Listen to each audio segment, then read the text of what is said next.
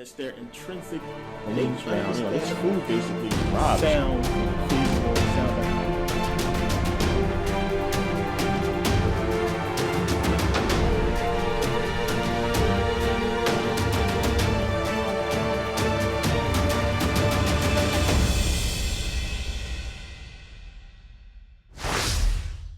Hey everybody, thanks for watching.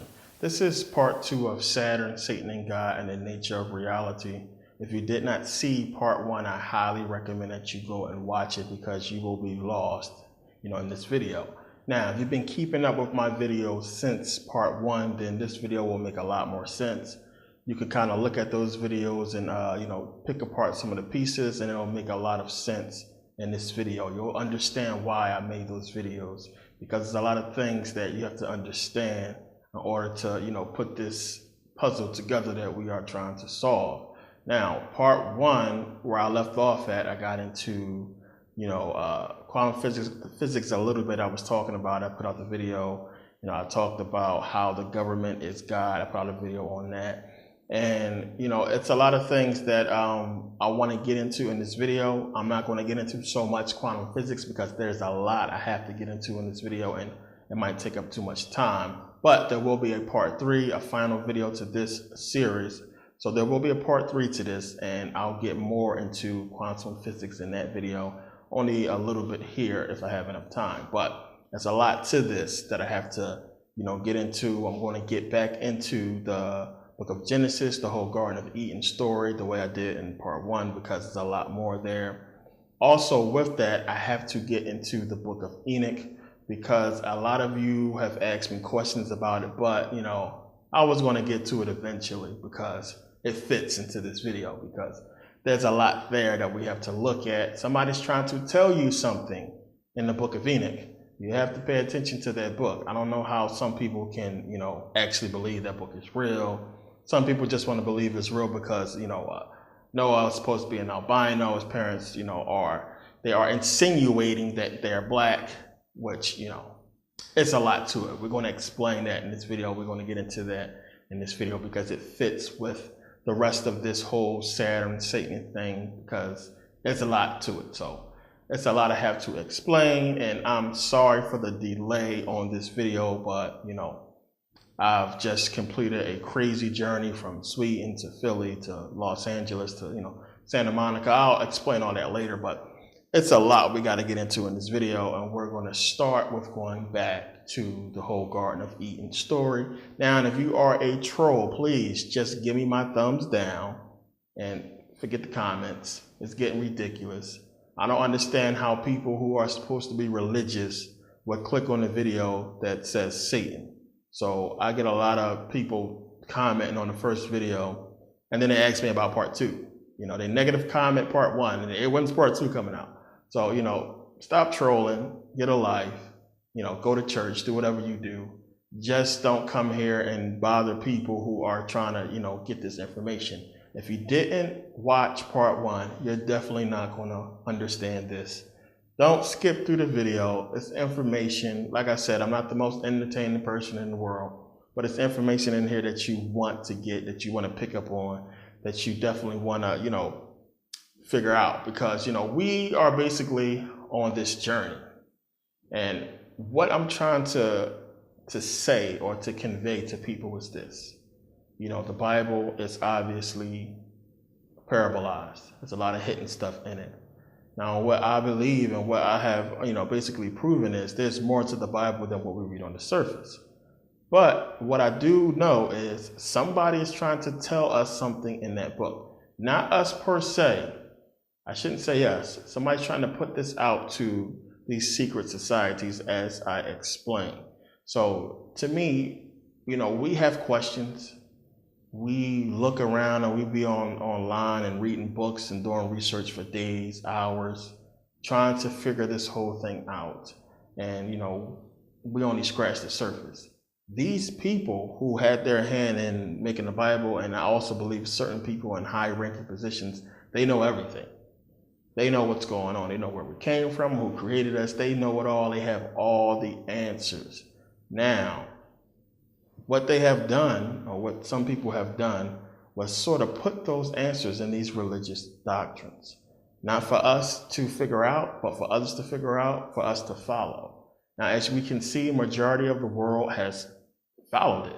They've bought into it hook, line, and sinker. And it's only for those who can look past the bullshit, who do the actual research, who can see that it's more to these books, it's more to this, this whole religion thing than what we have been told. So that's basically what these videos are about. Part one was basically just taking a little twist on this Bible and really digging into deeper the hidden meanings that's in there. And part two, this will do so as well. But I also wanted to kill two birds with one stone. Instead of putting out a whole long video on the book of Enoch, I'm going to go into it here because it's going to help us out. But we're going to start back in the Garden of Eden. Okay, so now, we have been told our whole life that Adam and Eve are the first two people. Adam first, Eve later, first two people on the planet.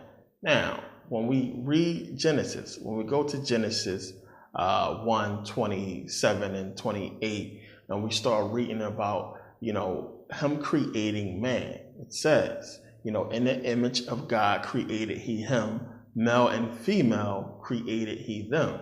Male and female, that's man and woman. It doesn't say anything there about, dust of the ground or breathing, breath into the nostrils, just that he created male and female in his image. So we'll come back to that. Now, you go to Genesis 2:7, where it's talking about the whole Adam, him creating Adam. So it says, he formed Adam from the dust of the ground and breathed into his nostrils the breath of life.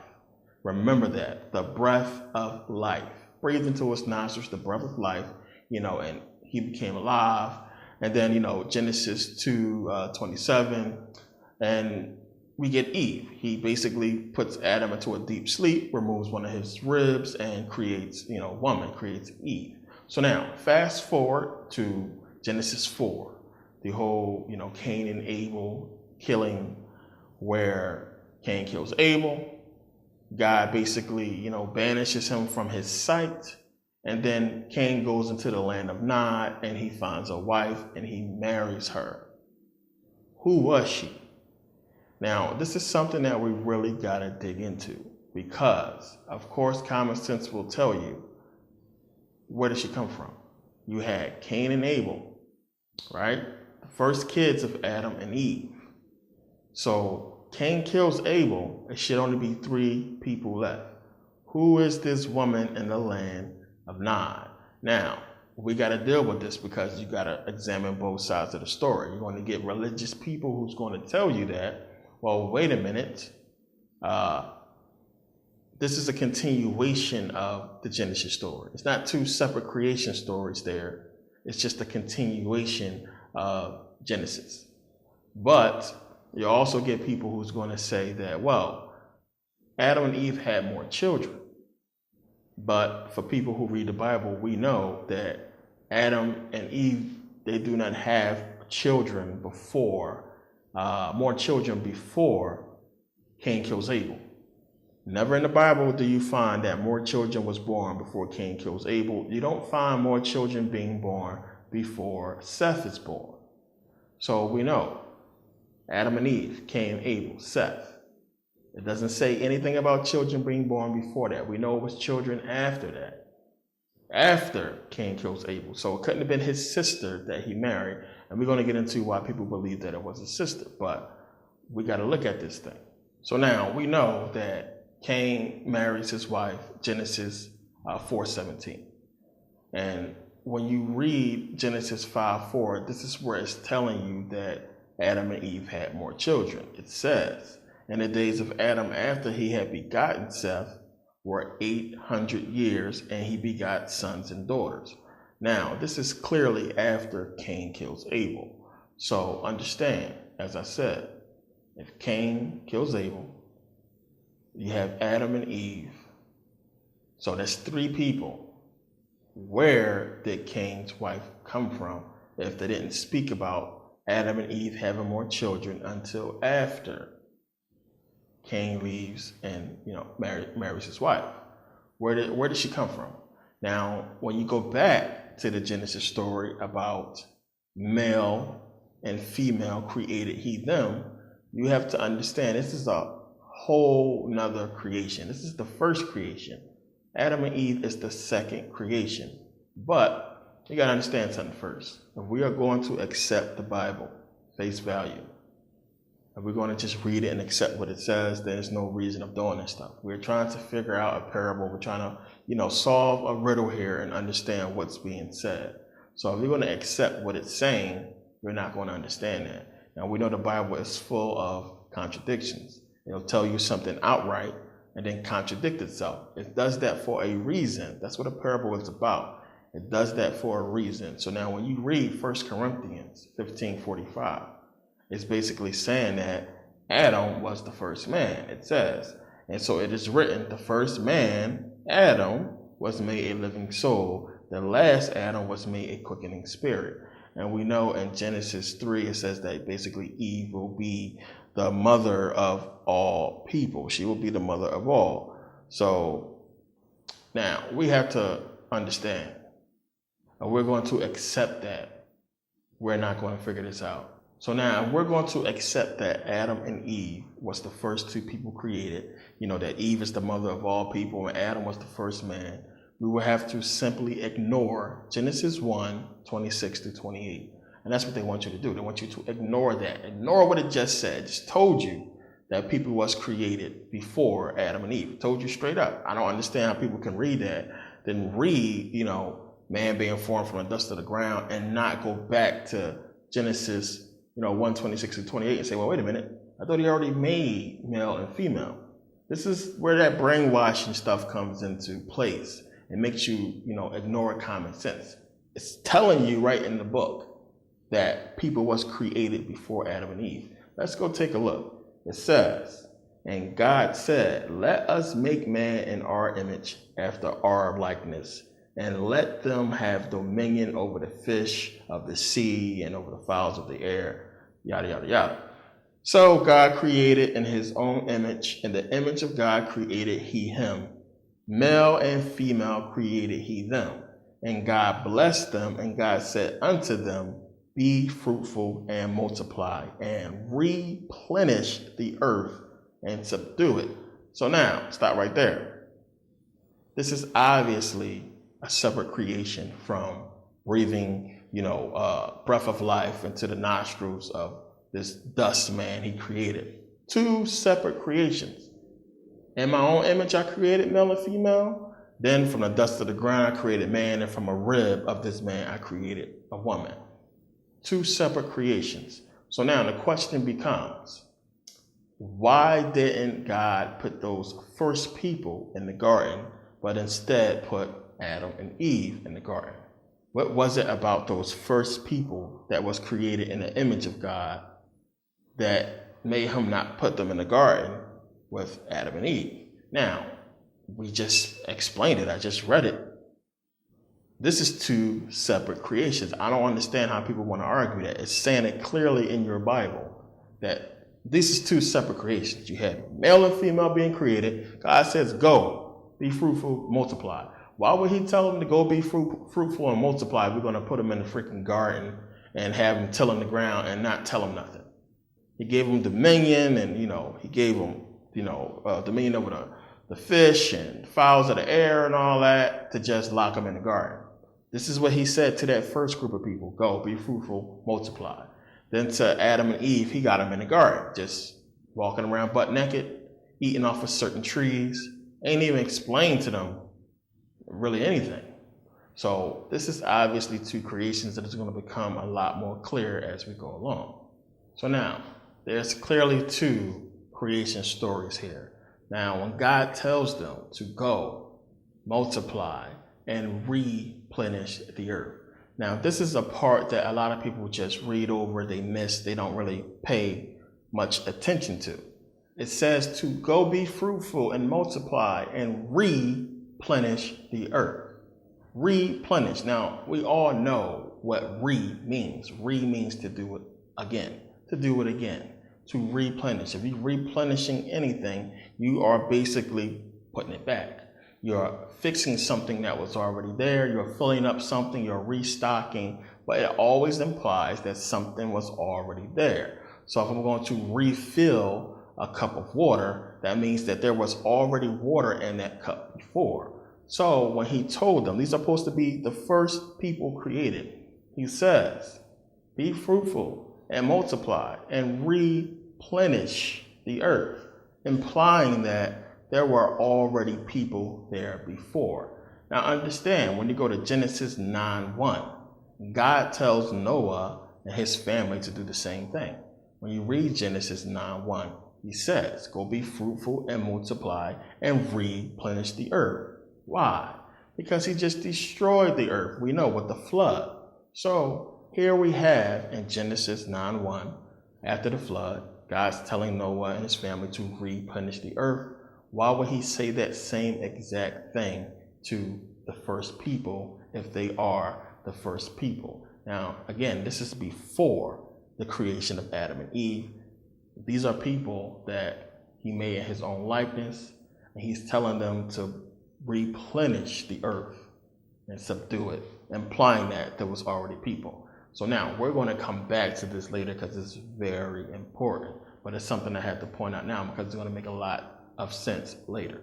So now God makes the universe. He makes the heavens and the earth and, the fish of the sea and the fowls of the air. He makes male and female in his own image. In the image of God created he him, male and female created he them. And he told them, go be fruitful and multiply. Then God does what? On the seventh day, he rests. Then he realizes, well, wait a minute, he made it rain and there's no man to till my ground, to till my garden. So he forms man from the dust of the ground. So read what it's saying here. It's basically saying man exists already. Then he formed man from the dust of the ground. So if there is no such thing as man, if Adam was the first man and he's creating the first man, how can you say that he formed man from the dust of the ground? There's no such thing as man. So how are you forming man from the dust of the ground? Man don't exist. If this is the first man, that's like me saying, well, I'm going to make an apple from the dust of the ground. I'm going to make this dirt look like an apple. Well, there's no such thing as an apple. So what are you talking about? If you understand what I'm trying to say here. But it's saying he formed man from the dust of the ground, breathed into his nostrils the breath of life. So now, that's like me saying again, what if I say I'm going to form a baseball from the snow of the ground? I'm going to take some snow from the ground, I'm going to form it into a baseball. Now, just because I use snow to make a baseball, to make it look like a baseball, does that mean that, baseballs are made of snow? Of course not. So he formed man from the dust of the ground and breathed into his nostrils the breath of life, implying that this is some kind of fabrication, some kind of fabricated man, some kind of separate man. This is not like the first man he created in his likeness. And it's going to become more clear as we go along. So he formed man from the dust of the ground, put him in his garden, and said, till the ground. Go ahead and do that. So we're talking about a separate creation that was created for something specific, and that was to till the ground. So how can God, in his infinite wisdom, not realize that, well, wait a minute, I'm going to need one of these men to till my ground? He doesn't realize that until he rests. So a lot of people have to think about that. You have a creation before God rests and a creation after God rests. So it's highly unlikely that God will create everything, universe, animals, everything, and rest on the seventh day. Then on the eighth day, create man. So man was created on the eighth day, or was man created before God rests? This is what the Bible is telling you clearly. It's in the book. For man and woman, then he rests, then you get Adam. What's the problem? So how is Adam the first man when it's telling you clearly in the Bible, in Genesis, before he rests, he made male and female. He rested, then he made Adam. How is Adam the first man? But your Bible tells you that he is the first man. See, like I said, you have to understand the contradictions. And a lot of people can't wrap their head around it because they're too busy following the book instead of reading the book and understanding what's being said. So look, when you go and look at Exodus 24, 9 through 11, it says Moses takes 70 men up to the mountains and they see God and they eat with him. Verse 10 says they saw God, the God of Israel. It says, verse 10 says they saw the God of Israel. They seen God. So then when you go read Exodus 33:11, so the Lord spoke to Moses face to face as a man speaks to his friend. Genesis 32:30. For I have seen God face to face, and my life has been preserved. Exodus 33:20. God says, no man shall see, basically shall see him and live. But 1 John 4:12 says that no man has seen God at any time. Clear contradiction. Clear contradiction. So when the Bible says that Adam is the first man, Eve will be the woman of all, clearly a contradiction when we just read in Genesis that he made male and female and told them to go be fruitful and multiply before Adam. He rested, then he made Adam. So how can Adam be the first man? Not only that, he fabricated Adam from the dust of the ground. We don't know how he created the first male and female. It doesn't say. We don't know how they came about. We know they was made in his likeness. But it's implying that the creation of Adam is a fabrication and the creation of Eve is as well. Now, let's be real here. And this is what I understand about people who call themselves rational thinkers and, sane people. We know damn well you can't make no man from the dust of the ground. When has that ever happened? It's not possible.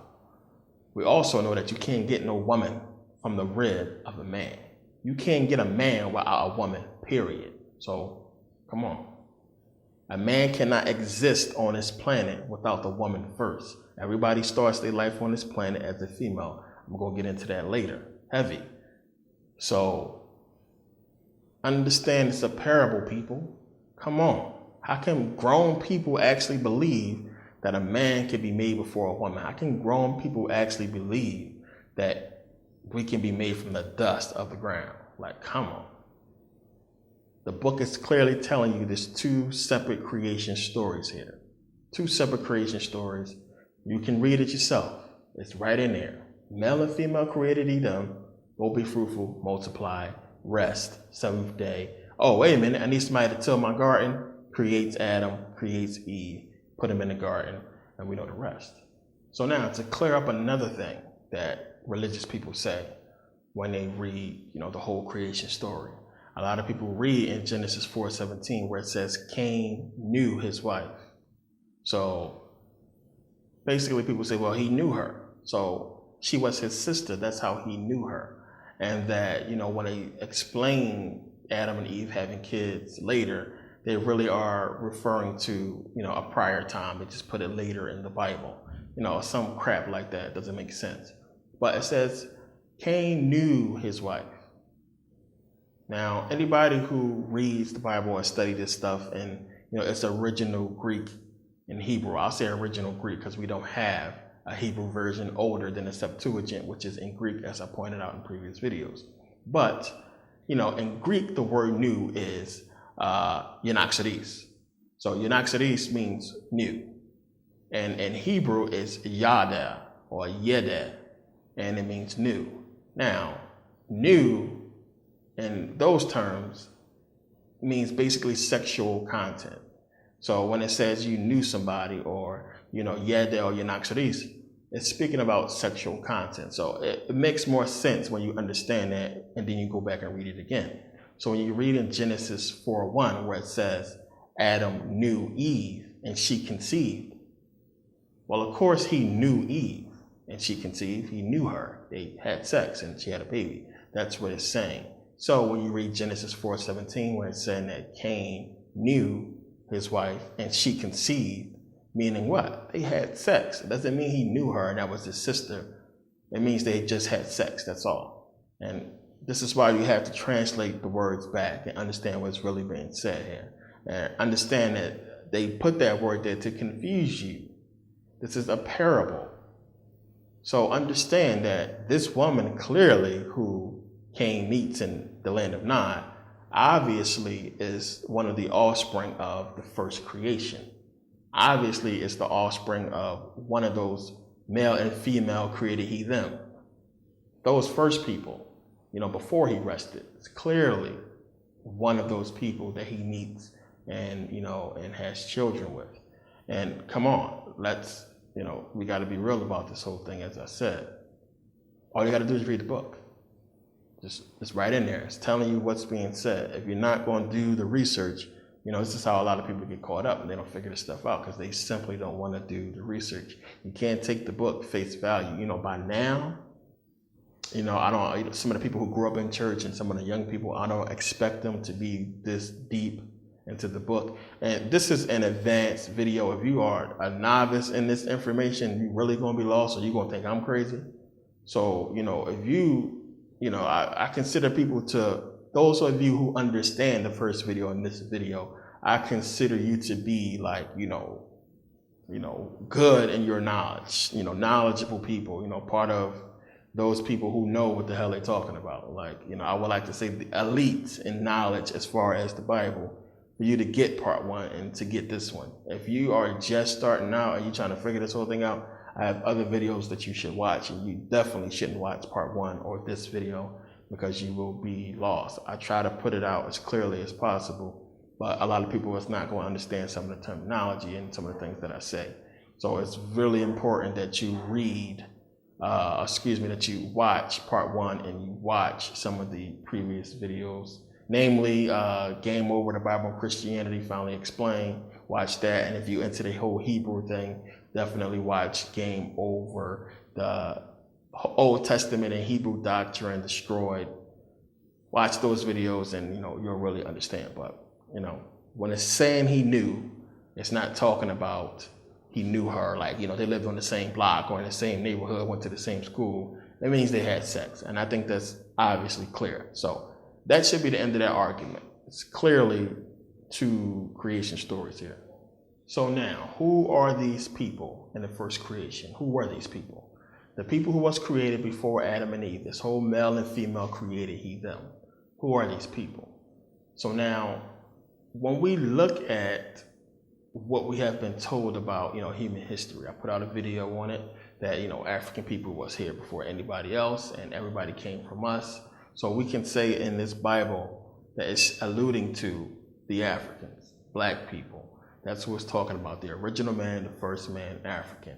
Now, the Bible gives you a clue as to who these people are, and a lot of you are not going to agree with it.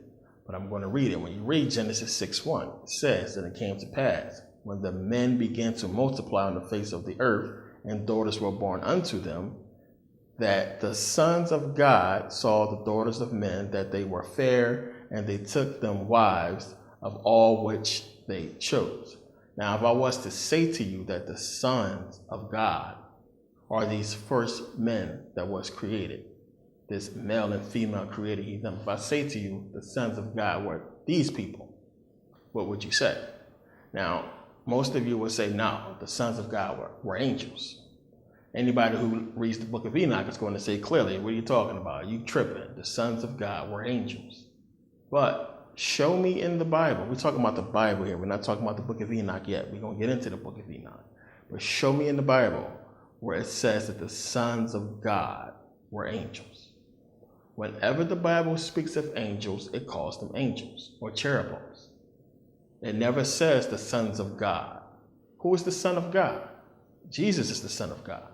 If there were more than, if this whole book is about, the whole New Testament is about the Son of God. Oh my God, God had a son. It's a big deal. But if he had more than one son, where's the story on these people? So who are these sons of God? They have to be regular people. They have to be regular men. And I'm going to explain to you how we come to that conclusion. And we're going to get into the book of Enoch. Because you got to realize what's being said. So now, when you read where it's talking about Adam having Seth, when Seth is born, it says Seth is born in the image and likeness of Adam. So when you read about the creation of male and female, the first creation, it says, in the image of God created he him. Male and female created he them. He said, let us make man in our own image and likeness. So you have Adam and Eve, Adam having Seth in his own image and likeness. So he was made in the image and likeness of Adam, and he was Adam's son. These first men and women were made in the image and likeness of God, so they were what? The sons of God. Never in this book, get your mind out of the book of Enoch. It's going to make sense in a second, because I know y'all like, oh, this nigga tripping. It doesn't say nothing about these men being angels at all. It's not in here. You won't find it.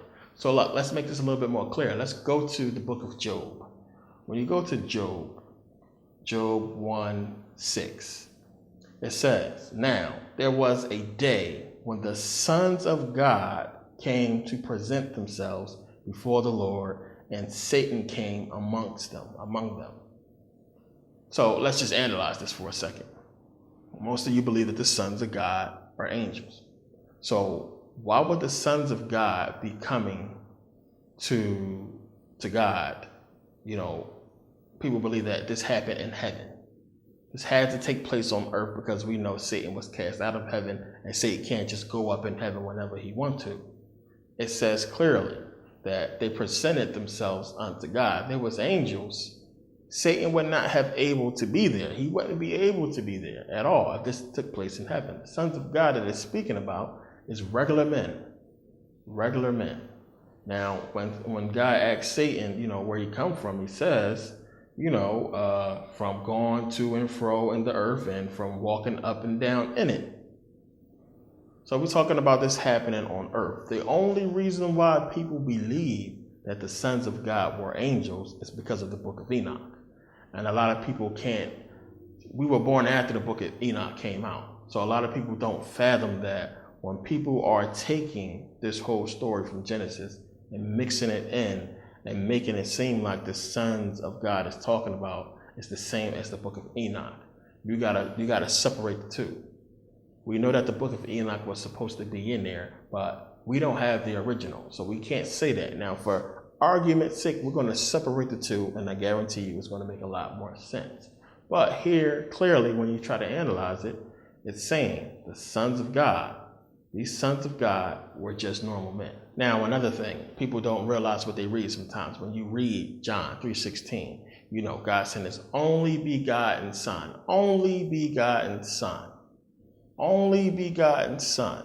Now understand, the begotten, when you read it in the Greek text, in Greek it's yoniventa.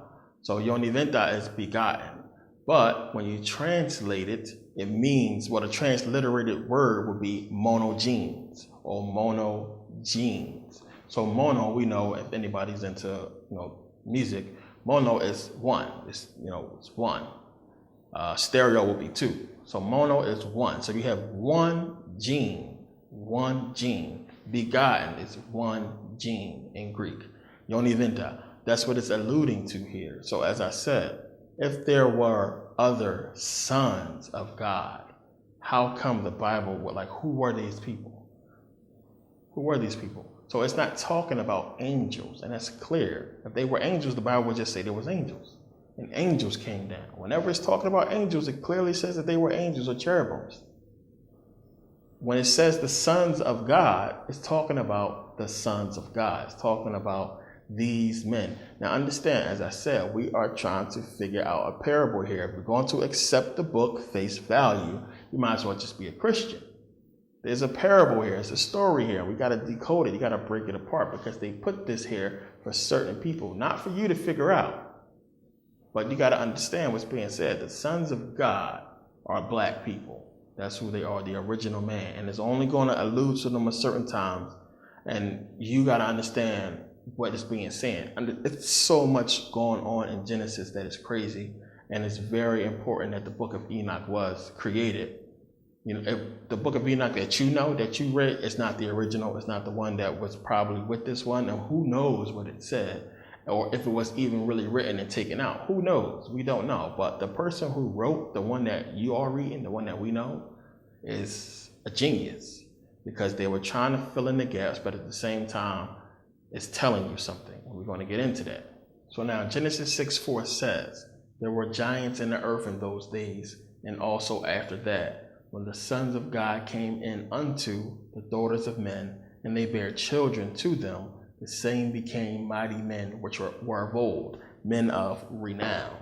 So these sons of God that it's talking about are regular men, regular dudes. They are not angels. It doesn't say that they are angels. The only reason why people believe that they are angels is because they are taking the book of Enoch and putting it into the King James Version. And we're only going to go by what the book has said. The book of Enoch is something else. We're going to get into the book of Enoch. Now, the daughters of men would be who? The daughters of men would be the daughters of men. Or they would be the daughters of the descendants of Adam and Eve. So we are talking about the sons of God who will be the men from the first creation coming in unto the daughters of men, the daughters of the second creation, which would be the descendants of Adam and Eve. This is important because these are two separate races of people here. That's going to be clear later on. But never does it say that these people were angels. When you go down and read where it says that there were giants in the earth in those days, and also after that, it said giants were in the earth in those days, and also after that. When were giants in the earth? When the sons of God came in unto the daughters of men. That's when. So think about it.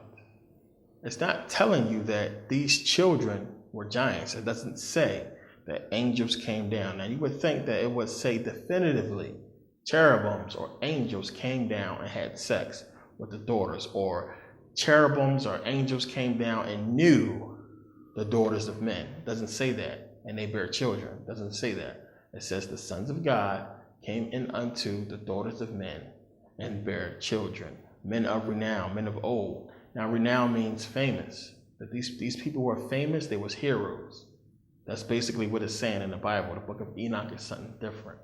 But you would have to think that it would say definitively that angels came down, had sex with women, and bare giants.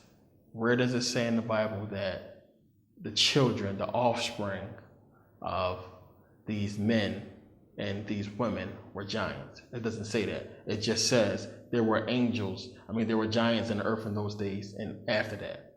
So the question becomes, when you read this, let's just say, the flood happened. Big flood, wiped out everybody's dead and gone, right? So the offspring of the so-called angels who came down and had sex with the daughters of men, these giants, these Nephilim or what have you, they're dead, they're all gone. Now, how come giants show up later? So the Bible tells you that all of the angels, I think it's Jude, the book of Jude, that it tells you that the angels who kept not their first estate was locked away in everlasting chains. So how is they still having giants? Were there giants after the flood? Yes. So if it was these bad angels, or the fallen angels who came and had sex with the daughters of men, how could there be giants and created giants? How could there be giants after the flood when everybody was wiped out? So we got to think about that. This is where the book of Enoch comes in and kind of messes up a lot and confuses a lot of people because they mix in the two. You got to separate the two, and they are supposed to be separated, but they are also supposed to be put together. That's the thing. It's a giant parable, people. We're going to get into it. We're going to straighten the whole thing out because it's confusing. But unless you understand what's being said and you analyze it, not just read it and say, oh, okay, you got to analyze this stuff. As I said, I consider people who understand this stuff to be, an elite thinker, somebody who does their research and who thinks deeply. This is not for the follower. This is not for the people who is caught up in religion. This video and the first part is for people who like to think, who use their brain when they read their Bible. Because this stuff is deep and it's confusing when you read this stuff. But you can't can't mix in what everybody else is saying, versus what's actually being said in the book. The Bible does not say anything about these people making giants or angels coming down and having sex. It's clear about what it's saying, clear. So we have to accept what is being said and then look at the book of Enoch as something totally separate, and that's what we're going to do. But this is important to understand for now, that we're talking about regular men having sex with women, different women. And we could switch that around, but we'll get into that later on. But it's not angels as far as the King James Bible is concerned. The book of Enoch is something else. So now I know this is going to piss off a lot of you who want to believe that, angels came down and, had sex with women and created these giant Nephilim, these giants, and the giants was walking around, and giants built the pyramids, and giants this and giants that.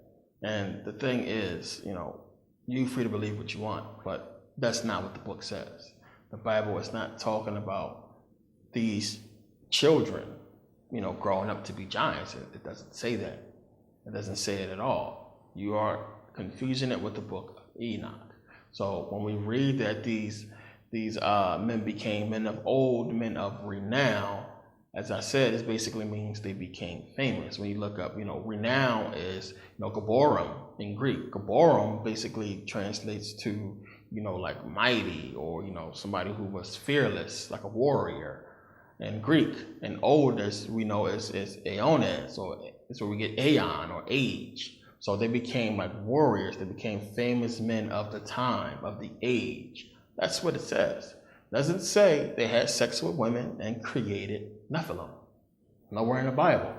You're going to find that in the book of Enoch, and that's what happened. That's what's happening. People are mixing the two, as I've said. But now, when we get into the book of Enoch, where this is coming from, you got to understand the background to the book of Enoch and the history behind it. As I've told you before, you can't just keep grabbing these books, reading them, and saying, okay, that's true.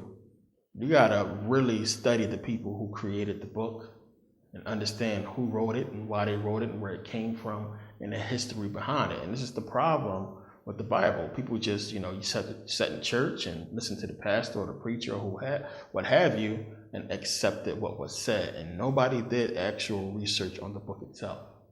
Nobody did the research and realized where the book came from, who wrote it, and the history behind it, and the fact that we don't have the originals, and the manuscripts that we have are many, and they are full of mistakes and errors. Had we been told that from the rip, I think a lot of people would not have, become religious, as I said. But the same thing goes for the book of Enoch. The book is suspect, and the history behind it is suspect, and the man behind it is even more suspect when we start digging into it. So now let's set the stage for this whole book of Enoch thing. Where does it come from, and all that, and why do people, mix Genesis with the book of Enoch? We know most people believe that God killed everybody because the angels came down and had sex with the daughters of men and created these giants, and these giants was an abomination and it was destroying stuff, and that's why God caused the flood. Bible doesn't say that.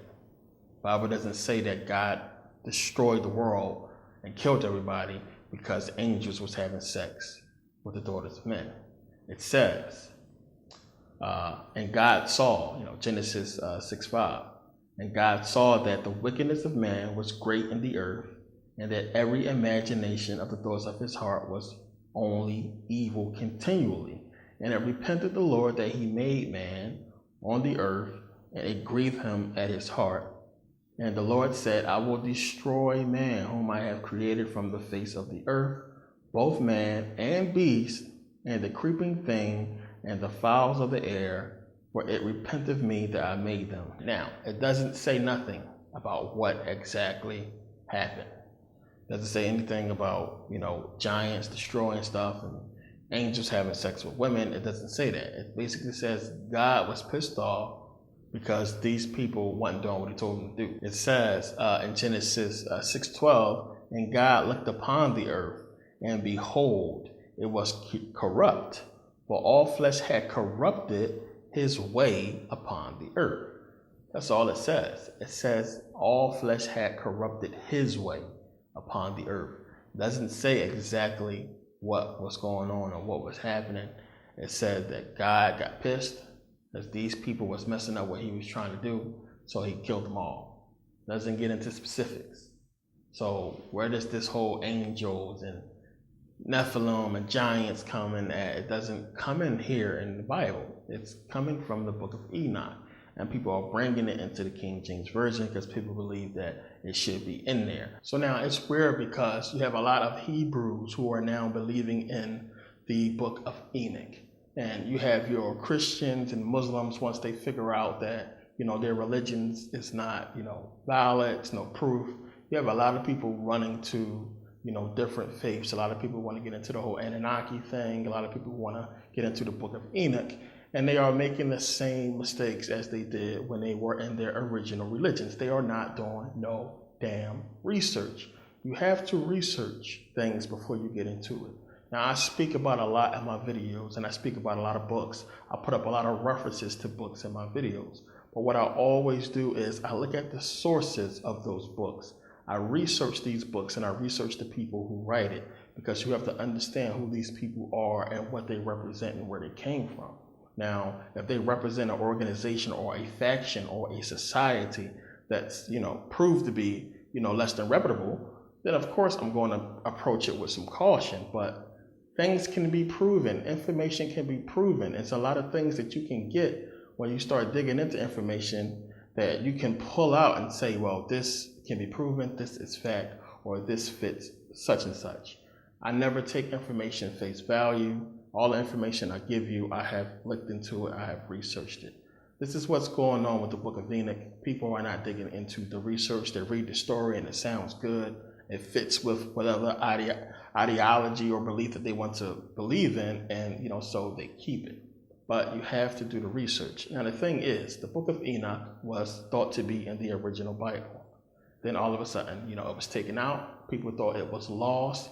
But in the 18th century, a huge interest in that book was sparked. So now in 1767, a man named James Bruce goes to Ethiopia. He stays there for 6 years, and he returns in 1773 with not just one, but 3 copies of the book of Enoch written in Ethiopic script called Giez or Giziz, however you want to pronounce it. 3 copies. Now, 1 copy went to the Bodleian Library in the UK. 1 copy went to Louis XV and is in the Scottish Museum. Another copy he kept for himself. Now, they basically sit on these copies, this highly sought after manuscript, they sit on it. And a translation is not done until 1821 when Richard Lawrence does this whole translation, and it's basically revised about 4 times after that, from 1833 to about 1912.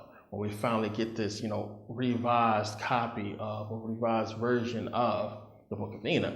Now, of course, a lot of people were skeptical about the whole manuscript because you had people come out before and try to fake the whole manuscript, and it was proven fraudulent. But here you have, this Scottish writer and explorer who comes, he goes to Ethiopia, stays there for 6 years, comes back with 3 copies. So a lot of people was real skeptical about it, and it was a lot of research had to be done into it. Now, we know once the Dead Sea Scrolls was found that they did find fragments of the book of Enoch within the Dead Sea Scrolls, but you can't really do a good comparison because there's only fragments in the Dead Sea Scroll. So now, the whole thing with James Bruce, and this is why I say you have to do your research on the people who give you things. Just because the book was, revised or redone by another person, they all did so based on what James Bruce brought back from Ethiopia. Understand that. You couldn't get any of the book of Enoch that you are reading today without James Bruce and what he brought back from Ethiopia. Understand that. But now also understand who James Bruce was. He was a Mason, not just any Mason. He was a very high-ranking Scottish Rite Freemason from the Canongate Kill-winning No. 2 Lodge in Edinburgh. His family is a highly bureaucratic family full of Masons, and is well known and well documented. He comes from a family of bureaucratic Masons. Everybody knows this. When you go to their site, when they list the former members that who has passed, you can go and find James Bruce. There it is. Here's his name. He's a Mason. He was a Mason, a very high-ranking Mason, Scottish Rite Freemason. So the book that you are also into, with good reason, because this is still a good book, don't get me wrong. But people who follow this book and say that, oh, this book is real, or this stuff actually happened, it's crazy. I mean, when you just read the book of Enoch, it's like, come on. You can understand that it's parabolized just like the Bible. So James Bruce was a Mason, just like King James was a Mason. You need to understand that and stop, trying to follow every single thing that you read and try to believe in this, biblical stuff. It's not real. Now, another thing about James Bruce is this man can already, before he went to Ethiopia, he was already fluent in the language of Yazid, or the Ethiopic script. He can already read it and write it before he ever went there. So he already knew it, and that's another thing that's well known. So he went there, he stayed for 6 years, and let's speculate that he wrote the book. He wrote the book of Enoch, he came back, or what have you. Let's just speculate that there. But he came back with 3 copies. Now, since we do not have the original, book of Enoch, we can't really compare it to anything. We can't compare it. And you got to understand the people who are in control of these manuscripts are all on the same team. So, why would they do any, real comprehensive, comparison on the thing when it's the same people giving you these doctrines? Same people, they're on the same team. You got to understand that as well. So this is why I told people you have to do your research. You can't just be jumping on YouTube and looking at videos and saying, oh, well, this is true. This is why I give you book references. And I always tell people, question what I say. Go look into it, do your own research. Now, the book of Enoch is a fascinating book. We're going to get into it more because it fits a lot with things that is going on. And, it all leads somewhere that I don't think a lot of people is going to expect this video to go. But after we get through the information, you will all be convinced, trust me. But understand, you have this Scottish Rite Freemason, right? He already reads the language, writes it as well. He goes away for 6 years. He comes back with the most, elusive book ever, that has been missing from the Bible. Very elusive. So many people have searched for this book and tried to fake it. But he comes back 6 years later with 3 copies of this book written in a language that he already knew. And nobody stops to think that, well, maybe he wrote it himself. Nobody stops to think it. He didn't even do a translation when he came back. He came back with the manuscripts. He did whatever with them, and that was it. He was a Mason. Why would you expect a Mason to give you any truth? They're secret people, secret society. Their whole job is to hide the truth or guard the truth. Why would you expect this man to give you any truth? Now, don't get me wrong. He gave you a book, a parabolized book with a lot of hidden meanings into it, just like King James did with the Bible. This is the whole reason why they make these books. It's not for you, as I told you before. It's for them. That's why he didn't do a translation, because it's not for you. And the translation that was done and what was put out to the public later in English for us, it's all parabolized. We're not going to know what the original said. We're not really going to know what the Ethiopic script says. And all black people see is, oh, well, it came from Ethiopia. It's our book. They don't want to do no damn research. Oh, it came from Africa. It came from Ethiopia. It's our Bible. And don't look into it. Now, I know that the Ethiopian Church added it to their Bible, but they did so after he found it. They didn't do it before. Because if they did it before, then it wouldn't be an elusive book. It would be like, okay, I go to Ethiopia. It's not going to take me 6 years to find the book of Enoch if they already have it in their Bible. So they didn't add it till later. The Ethiopians said, oh yeah, it came from Ethiopia, it came from us. Okay, well, let's put it in our Bible. That's all that happened. And you need to understand that. That's all that happened. Do some damn research. People just want to fall in love with every little teeny biblical thing because they don't understand. They don't want to understand. They want an easy way out. This is not going to be easy. This information is hard to come by, and you really have to dig and do research. You can't just be falling into stuff, but understand, it's not real. It's not. It's a parable book. It's like the Bible. The Bible's not real. The book of Enoch is not real, but it's information that you need to take from it. So now understand, when we look at the Ethiopian Orthodox Church, now you got to realize the Ethiopian Orthodox Church was under control. It was controlled by the Coptic Orthodox Church of Alexandria. It was under control by them from the 4th century all the way up to 1959. Now, when you go ahead and look at the Ethiopian Orthodox Church, when you look at the Ethiopian monasteries like Abba, when you look at the walls, look at this place, you can see who they worship. You can see that these people have been brainwashed. They have been basically misled. Look at the walls. Look at the pictures here. You can see who they follow. Now, we are in Africa, and nobody looks like them. Nobody in their gospel looks like them. This is the illuminated gospel of Abba. Now, Abba was a Byzantine royal who came there in the 5th century. Now, they say that he performed miracles and he healed the sick, and that he wrote this whole illuminated gospel in one day. Now, the monks there in the monastery, the Ethiopian monks believe that the gospel has powers. I mean, that's it under the glass right there.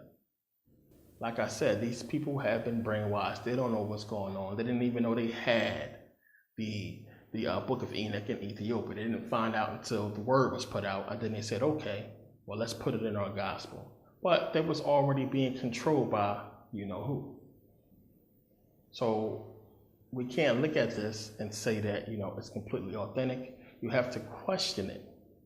Now, when you start doing the research and you see it goes back to Freemasonry, and that a Scottish Rite, a high-ranking Scottish Rite Freemason came out with the Gospels, I mean, it's suspect. Now, that doesn't mean that you shouldn't read it or you shouldn't, touch it, because there's information in it. And I always you need to understand what your enemy is trying to put out on you, or what your enemy is trying to do. So I always say read everything. Don't waste your time sometimes in certain things. You could just, when you got more information, you can see what's bullshit. But even still, if you got time, I always say read everything, dig into everything, so you can understand the tricks and, the ploys that they're trying to put out on you and put out on the masses of people. Now, what I find weird is the Christians and the Hebrews who come out talking about the book of Enoch. Now, if you are a Christian or a Hebrew, what are you doing with the book of Enoch? A lot of people say, well, I believe in the book of Enoch because they took it out of the Bible. It was the truth, that's why they took it out. But if they took the book of Enoch out of the Bible because it's the truth, why would you believe anything else that's left in the Bible? Why would you believe the Bible itself is true if they took out a book because they didn't want to give you the truth? This is crazy. So people got to wake up and understand what this book is. So people say, well, they took it out because it's the truth. It was a lot of books that was taken out of the Bible. We know over 500 books was supposedly taken out of the Bible. Now, understand, a lot of these bishops, they have copies. They kept copies. Copies have been circulated, have been found. Fragments have been found of all kinds of books that were supposed to go into the Bible. They have even come up for auction. You can even buy fragments and pages of these books online. Take a look. You can buy this stuff. You can buy, revised copies and all kinds of biblical fragments and documents that's pertaining to the Bible, because the stuff was everywhere. There was a lot of copies done of the Bible. Now, they say, well, it was left out and, they try to keep it from us because it's the truth. Well, what about the Nag Hammadi manuscripts? The Nag Hammadi manuscripts was found before the Dead Sea Scrolls. They're not in your Bible. So a lot of people don't even look at the Nag Hammadi manuscripts and go into those, because, they don't want to do the research, and it's more on the Gnostic side or the Gnostic faith. But it's another book that was taken out of the Bible. Now, as I said before in previous videos, this was big business. Anything having to do with religion was big business. You had to use your religion to control the people in your region. That's what these rulers and kings did. So a lot of these manuscripts were circulated. They was changed to fit the agenda of that ruler. So this stuff is found all over the place. It's everywhere. But they all have the same thing in common. You can't find anything to validate it. There's no proof to back it up, and they all require what? Faith. Every single one of them requires faith because they are not backed up by history, they are not backed up by facts, they are not backed up by proof, which is why they require faith. Now, another thing people like to say about the book of Enoch is, well, it predicted the future, it predicts the future. And they wrote it even back in the 1700s, how could they know what's going to happen in the future? But you got to understand, these books are written by people in secret societies, and they know the agenda. Even the scribes who write the copies, they are Masons. They are a part of the agenda. They are in the Masonic order. So even the scribes understand what's going to happen. So you had scribes who write manuscripts, and just like the movies, you have script writers who write manuscripts, who write screenplays. It's the same thing. Now, you have these biblical manuscripts. What do? You're talking about, they tell you a story, they predicting the future, this and that. Well, it's the movies. That's all it is. It's the updated version of the movie. So you got your Bible that's predicting the future that you say. You also have movies that predict the future. You got, remember, Back to the Future, the movie. Now, that movie predicted what? Projection TVs, flat screen TVs. It predicted 9/11 for people who want to know. You had the movie 1984, George Orwell book based off of that. And that book basically predicted, Big Brother watching you. It predicted TVs with video cameras. It even predicted the Patriot Act. It predicted the police getting more aggressive. All these things have come true. Why? George Orwell was a Mason. He was in the Fabian Society. He was, a member of the elite. These people are in the know. They understand what's taking place, and these books are not written for you. These movies are not made for you. These things are made to tell these people in these secret societies what's going on. Some of us can decipher what's going on. We can look at the movies, or we can read the books, and we can see what they are really talking about. But just like you can watch the movie The Matrix, and you can break down, the metaphysics of it and what this stuff means, it's the same thing with your Bible. It's the same, nothing new under the sun. It's the same thing, it's just evolved. This is why movies get Oscars and they get awards and all this and that. No Oscar-winning movie is not a Masonic movie in some way. I guarantee you that. But it's the same thing. So when you go back and look at these manuscripts, just understand it's the same thing as today when you're looking at these movies. The whole system just evolved. Just like we was following the biblical, the Bible and the Quran and all this and that. What are we doing today? We're following the movies. We're following the culture. We're following the music. It's the new form of script writing, of the scribes, of the manuscript, of religion. That's all it is, and that's all that was. So when you say that, it predicted the future or it's predicting the future, you gotta understand what you're talking about. You gotta realize what you're saying and really think about it. Do some research into that. It's not predicting the future. It's not predicting anything. If you know what you're going to do before you do it, how is that a prediction? I knew I was going to make this video, months ago. I said it in previous videos that I'm going to make this movie. Here it is. Is that some kind of prediction? No, I knew what I was going to do and I did it. And this is what these books are doing. It's writing down things that's going to happen, that they know is going to happen, and it's parabolizing it. None of it is completely clear. All of it has to be deciphered. The Bible doesn't definitively really tell you anything that's going to come true. People take these parables and they think, this is what it was talking about, but it never says definitively what it's talking about. So, we're going to get off the whole history of the book of Enoch and start getting into the book itself, because as I said, there are things that we have to take away from it. So now here's my thing for all you people who actually believe in the book of Enoch. Now, I know it's going to seem like I'm going all over the place, but my points that I'm making right now going to make sense later on. That's why I'm making them. Killing two birds with one stone. Trust me, I'm going to jump from place to place in this video a few times, but pay attention to the information because it's all going to come together in the end.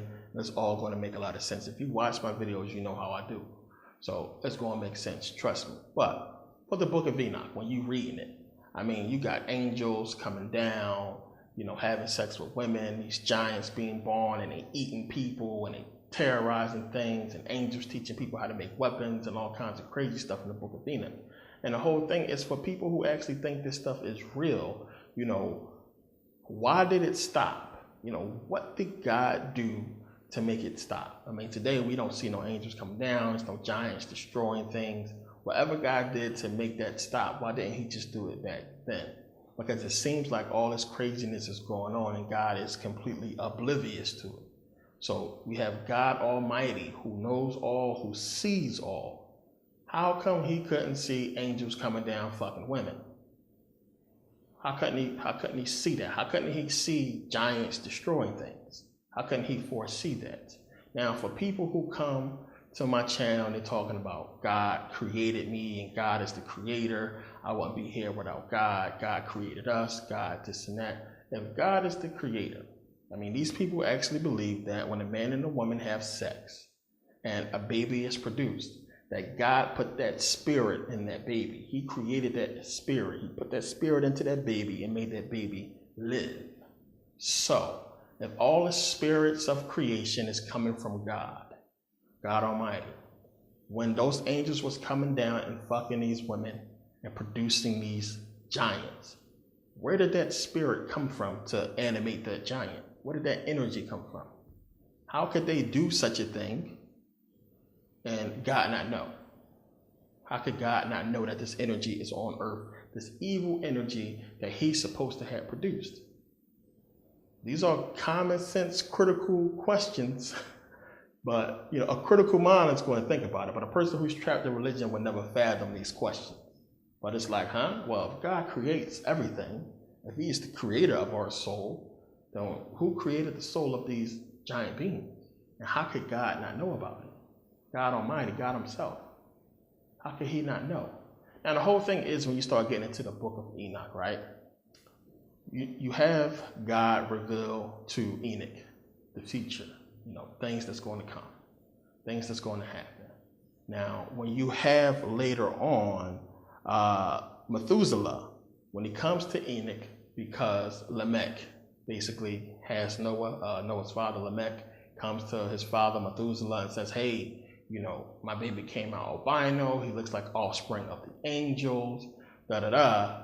And then, you know, Methuselah goes to, because he tells Methuselah, hey, go see what's up with Enoch, because he's supposed to be with God or something like that. So go tell him what's going on. So he goes to Enoch, and Enoch tells him the future, like, you know, what's basically going to happen. So here you have Enoch knowing the future and what's going to happen because God told him. So what do we have? We have God knowing that everything that's going to happen. Giants going to be destroying shit. We know that people are going to be evil. God knows all these things that's about to happen, and he does what? He doesn't stop it.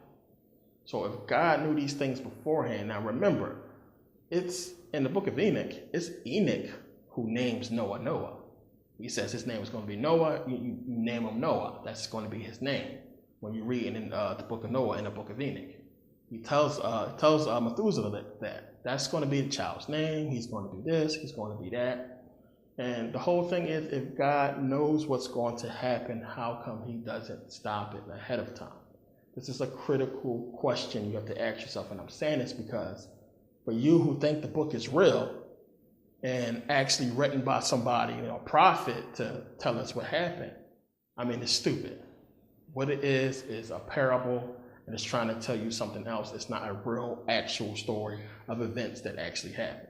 Okay, so now for anybody who has not read the book of Enoch, let me explain it in a nutshell. So basically you have about 200 angels. 200 angels were supposed to be basically keeping watch over Earth. Now these 200 angels, led by an angel named Azazel, they decide to come to Earth and basically have sex with women. So they have sex with women, and the children that they bear are basically giants. They marry these women or what have you. They have these giants who are evil, who are destroying stuff. So they teach the people how to make weapons, and they teach them witchcraft. They teach them all kinds of crazy nonsense. So the good angel Michael, he basically goes to God and tells God what's going on. So it's like, you know, how does Michael, you know, have to go to to God to tell God what the angels are doing. He's supposed to know that these angels have done all this. But in any case, he goes to God and says, this is what they're doing. And God is furious, and he basically spends 13 pages saying what he gonna do to the angels. And, basically word gets back to the angels that, hey, God pissed at y'all. God about to basically tell y'all a new one.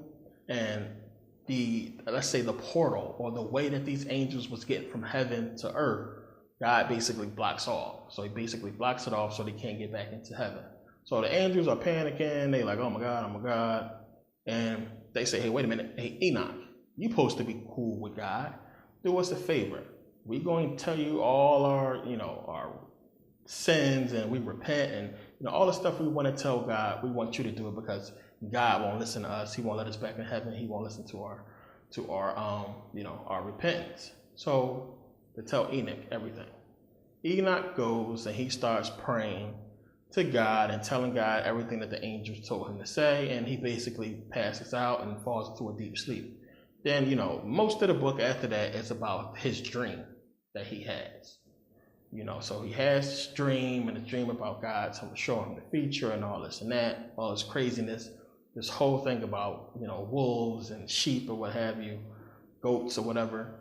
And then he has the balls to come back and tell the angels, basically, you're screwed. So he comes back and tell these angels they basically screwed. Now, when we get into the book of Noah, it basically, because Enoch basically goes and stays in somewhere with God or what have you. God keeps him. And you get to the book of Noah. And Noah is born to Lamech. And the parents of Noah, they see that, well, wait a minute, Noah he doesn't look normal. He doesn't look human. He is white, skin is white like snow, hair is white, and they say he doesn't look human. That's one of the main parts you got to take from this. He doesn't look human. He looks like the offspring of the angels. So they basically saying that Noah looks like one of these giants that was born to the angels. So then, as I was saying before, he goes to Methuselah, his father. Then Methuselah goes to find Enoch and tells him the whole story. And then they basically tell him that, well, Noah's going to be the one, and Noah's going, he's going to be the only one that survived, and everybody else is going to die, and all this and that. So that's basically the book in a nutshell. There's a lot more to it, but that's basically the book in a nutshell. So now, of course, none of this stuff never happened. And the reason why I'm spending so much time on it, because it's going to become very important, the book of Enoch, as we go along. You need to get this history from it. And I don't want people, hearing this stuff or hearing me talk about this stuff and then, getting caught up in the book of Enoch, thinking it's actually real. As I said, it contradicts the Bible.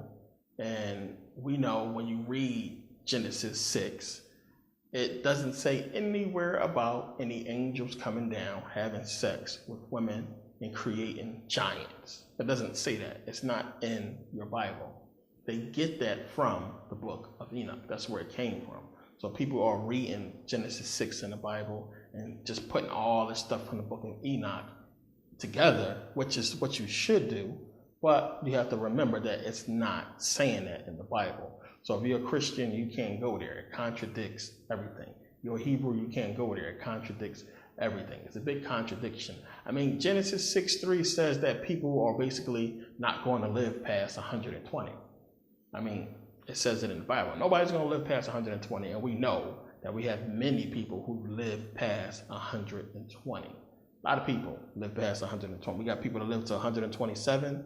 We got a woman that lived to 120 in China. Matter of fact, you got somebody, a man, I believe, lived to 197 to maybe 256. They think he lived somewhere between that age. So you got people who live longer than 120. So that's another thing we can just debunk and take away from the Bible. But the book of Enoch is important because it gives you so many pieces to a very huge puzzle that we only scratched the surface of so far, and we're going to really get into in this book. And it goes deep. It gets really deep. So stick with me. As I said, I'm going to bounce around a little bit, but it's all going to come together. Trust me. And it's definitely some serious information. Okay, so now let's really get into this information. It's going to get deep. Let's get into the heart of what people are looking at when it comes to the book of Enoch. Now, the book of Enoch is talking about these angels and they bearing children to the daughters of men, and these children being giants, evil giants who was eating people and destroying things. Then the part that everybody was caught up in is you have Noah. This is at the end of the book of Enoch and the book of Noah. It's almost like somebody wrote it like a movie. It's like, the big shock and awe at the end, because it's talking about all this stuff and everything that's going to happen. Then you have the book of Noah. And then Noah is being born to Lamech and his wife. And Noah is said to resemble the offspring of the angels. So it was like, well, wait a minute, the offspring of the angels was evil. Now in the book it says that, his skin was white, or he was white. Now we assume that Noah's parents are black because they wouldn't be so shocked that they had a white child. They say he doesn't look like us, he doesn't resemble us, he's white, skin is white as snow, his hair is white. He looks like the offspring of the angels. He doesn't look human. That's the key point again, he doesn't look human. So we would assume that his parents are black, right? So the whole thing is, when you take that and you compare it, the parable of the book of Enoch, when you compare it to the parable of the Bible, when you put it together, it's basically telling you that, black people will bear albino children. And these albinos are basically going to be evil, and they're going to be destroying the world. They're going to destroy things. So it's basically saying that black people are going to produce albinos, white people. And these white people will be evil, and they will destroy things. This is what the parable is telling us, but it's more to this parable. It's not just saying that it's going to be white people. It's something else here that a lot of people is missing. We're going to get into that. So now, as I've said, this whole thing is dealing with black people. As I said, and I think my first or second video I put out, everything that is happening on this planet has to deal with us, period. There's no way around it. You can think that it doesn't. You can think that it's other stuff and people just worried about money. They just worried about oil, or they just worried about gold. You can think this. Everything that is happening on this planet has to do with African people, melanated people, period. And we're going to get into that in this video. I don't have nothing against white people. As I said before, the only way we can beat this thing is together. So what I've said before, you need to pay attention to this video and understand what's being said in your Bible and the deception. We are not the only ones being deceived. You have highly been deceived because you have been lured into this false sense of security, and you think that everything is going to be all right, and white people rule the world, and you guys are in for a rude awakening that is like no other once you realize what's really going on, and it's serious, and there's only one way out. There's only one way to fix it, and like I said, that is together. And every parable, every piece of information that I have discovered leads me to believe that that's the only way. But the kicker is this: if black people want peace on this planet right now, that's what we need to do. We need to unite. We need to unite with white people if we want peace here. If you want peace in the next life, you don't need to unite with nobody. Just do what I told you to do and get out of here and stay out of here. But it's not going to matter in any case coming up, and I'm going to explain that. But you got to understand, this is not about, being racist or bashing one race. This is about what the information is saying, where it's leading me. And after the video and after you do your own research, I think you will agree. Okay, so now, back to the story. You have the deepest part of the book of Enoch that people are missing, or people are not digging enough into, is where it's saying that Noah is not human. He says he's not human, but he resembles the offspring of the fallen angels, or of the angels. He resembles them. So we know it's saying that they are giants, but it doesn't get into real specifics.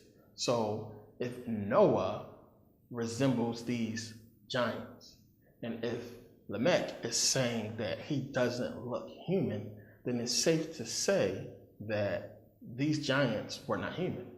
They obviously wasn't human. They were some kind of mix, but they obviously didn't look human either.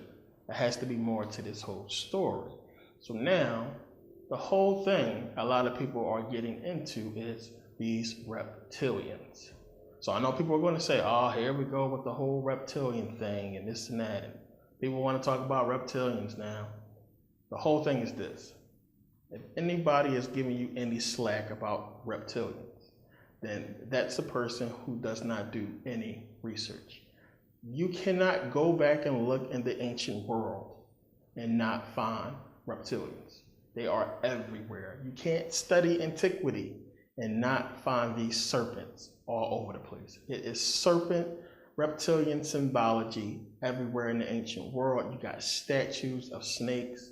You have stories about these serpents being worshipped. You have stories of dragons.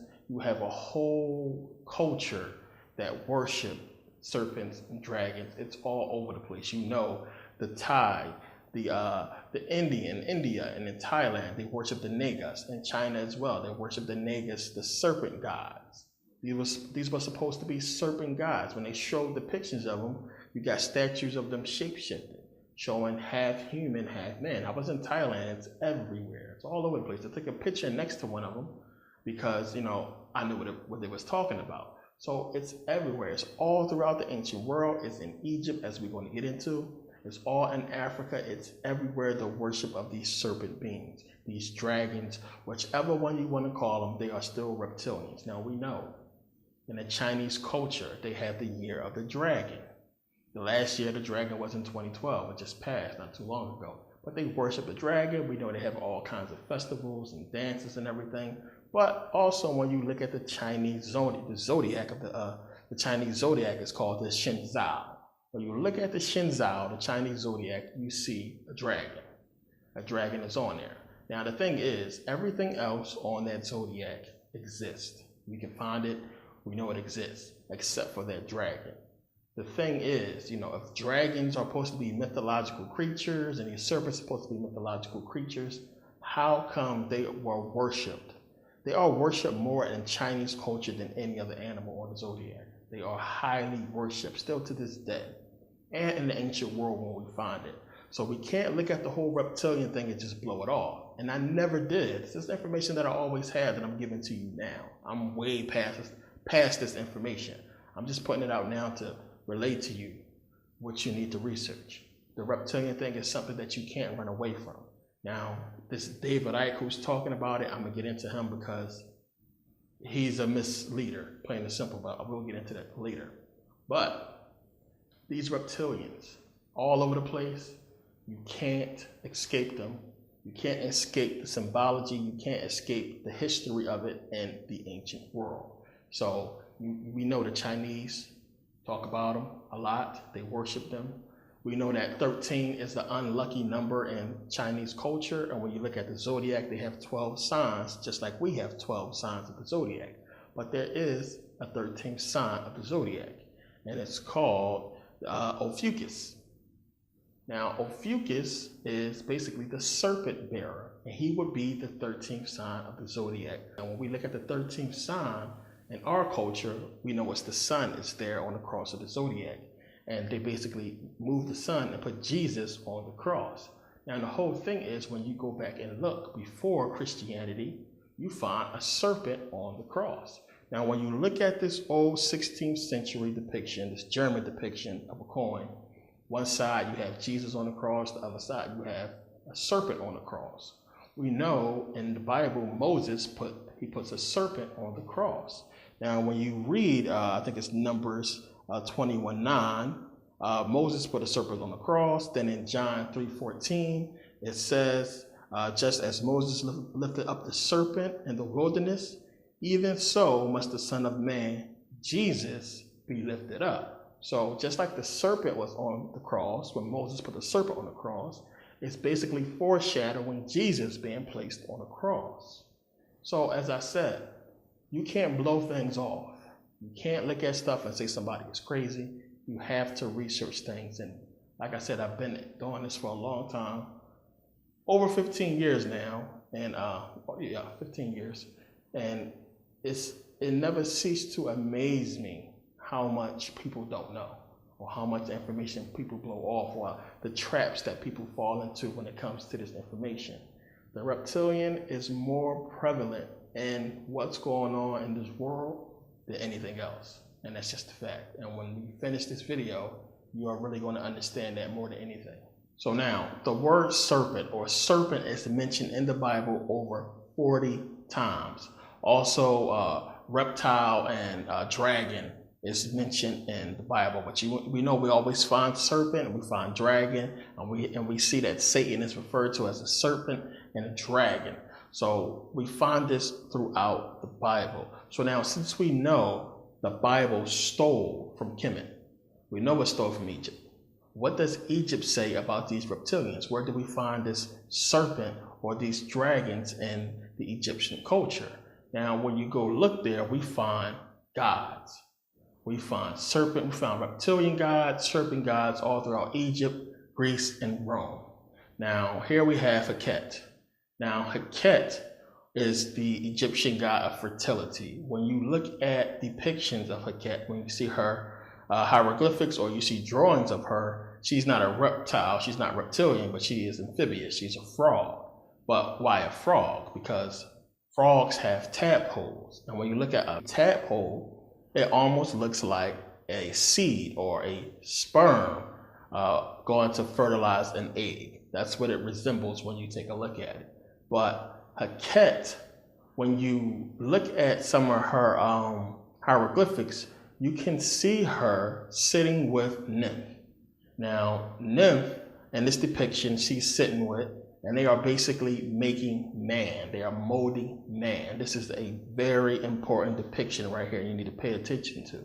Now, you have Nymph and you have Heket molding man, and this is going to be very important as we go along. So now, we know the Greeks stole from Kemet. We know they stole from ancient Egypt.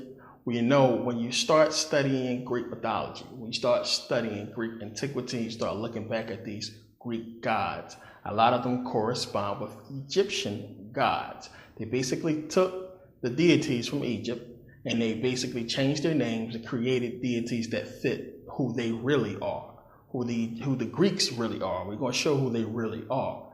Now, here we have Agatha's Damien. It says, known in Egypt as the protector god of Alexandria, whose sanctuary was apparently founded by Alexander himself.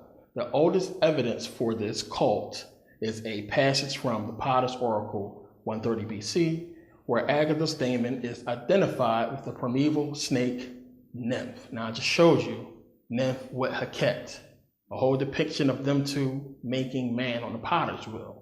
Now it says, for the rest, the cult was confined to Alexandria and is only known from the Roman period. The worship of Agatha's Daemon as a prospective house snake appears to have a Greek origin further. He mainly appears in Greek literature. So here we have this snake, a serpent, who is being attributed to Nymph, who is another Egyptian deity. So this all going to come together, trust me, it's all going to make sense. But this is just a part. You're going to find this so much in Greek antiquity and in Greek mythology that they have basically stolen deities from ancient Egypt and changed them to fit who they are. Okay, so Agatha's Daemon is associated with Nymph. Now, when you look at Agatha's Daemon, it's a depiction of a serpent, of a snake. Now, when I showed you the depiction of Nymph, you can see that it's a ram. That's Nymph there speaking with Heket. It's a ram. So why do they have this serpent, as a representation of this ram, this Egyptian god Nymph? So who exactly is Nymph? Nymph is the Egyptian god of creation. This is why you see Nymph with Heket fashioning man on the potter's wheel. It's creating man. So they took the representation of Nymph, this goat or this ram, and switched it with this serpent. And there's a reason for that that's going to become clear. But when you read for Nymph, it says here, in Egyptian mythology, Nymph was originally the breath of life, his name meaning soul breath. Indeed, according to Plutarch and Diodorus, Nymph was identical with the Greek pneuma. Pneuma means basically a breath of life. Nymph, in this context, was a spirit that breathed life into things, giving them form. Nymph eventually became considered to be the creator god himself in Elephantine, although his identity was finally assimilated into the more important god Amen. So, again, you got this serpent, Agathis Daemon, representing Nymph, this creation, this creator god, this Egyptian god of creation. So it's going to be more clear why they did that. Now, the whole thing is, as I pointed out, we can see that they're going to be stealing a lot of Egyptian gods and deities and making them fit who they are. So now this is another depiction of Nymph. It's an egg with wings. This is actually a Masonic symbol. When you see this a lot of times, it's dealing in Freemasonry and they use it. Serpents, snakes have eggs. They lay eggs. Reptiles lay eggs. Humans do not. So now what does this go back to? This all goes back to Genesis. It goes back to the Garden of Eden. Now understand that you have two creations, as I have pointed out. The first creation is this normal creation, but the second creation is something different. It's different altogether. You had basically God forming man from the dust of the ground, not creating man normally. So what was Nymph's name? Soul breath, the breath of life. What did God do in the Bible? He breathed the breath of life into this dust and gave it life. This is why the Greeks took this symbol and switched it with the serpent, which is going to become more clear later, because they're taking the Egyptian depiction of fashioning man and putting their spin on it like they do everything, and it's representing them, as you will see shortly. So now we know who was deceived by the serpent. Eve. Eve was deceived by the serpent. So it's more into her being deceived than we know.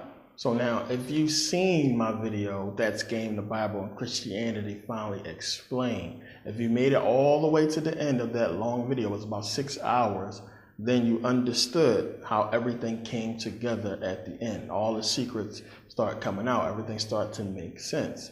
Now, I said in the video, and I showed that the parable of the Bible, almost every parable, when you started to decipher it and figure them out, they all go back to ancient Egypt.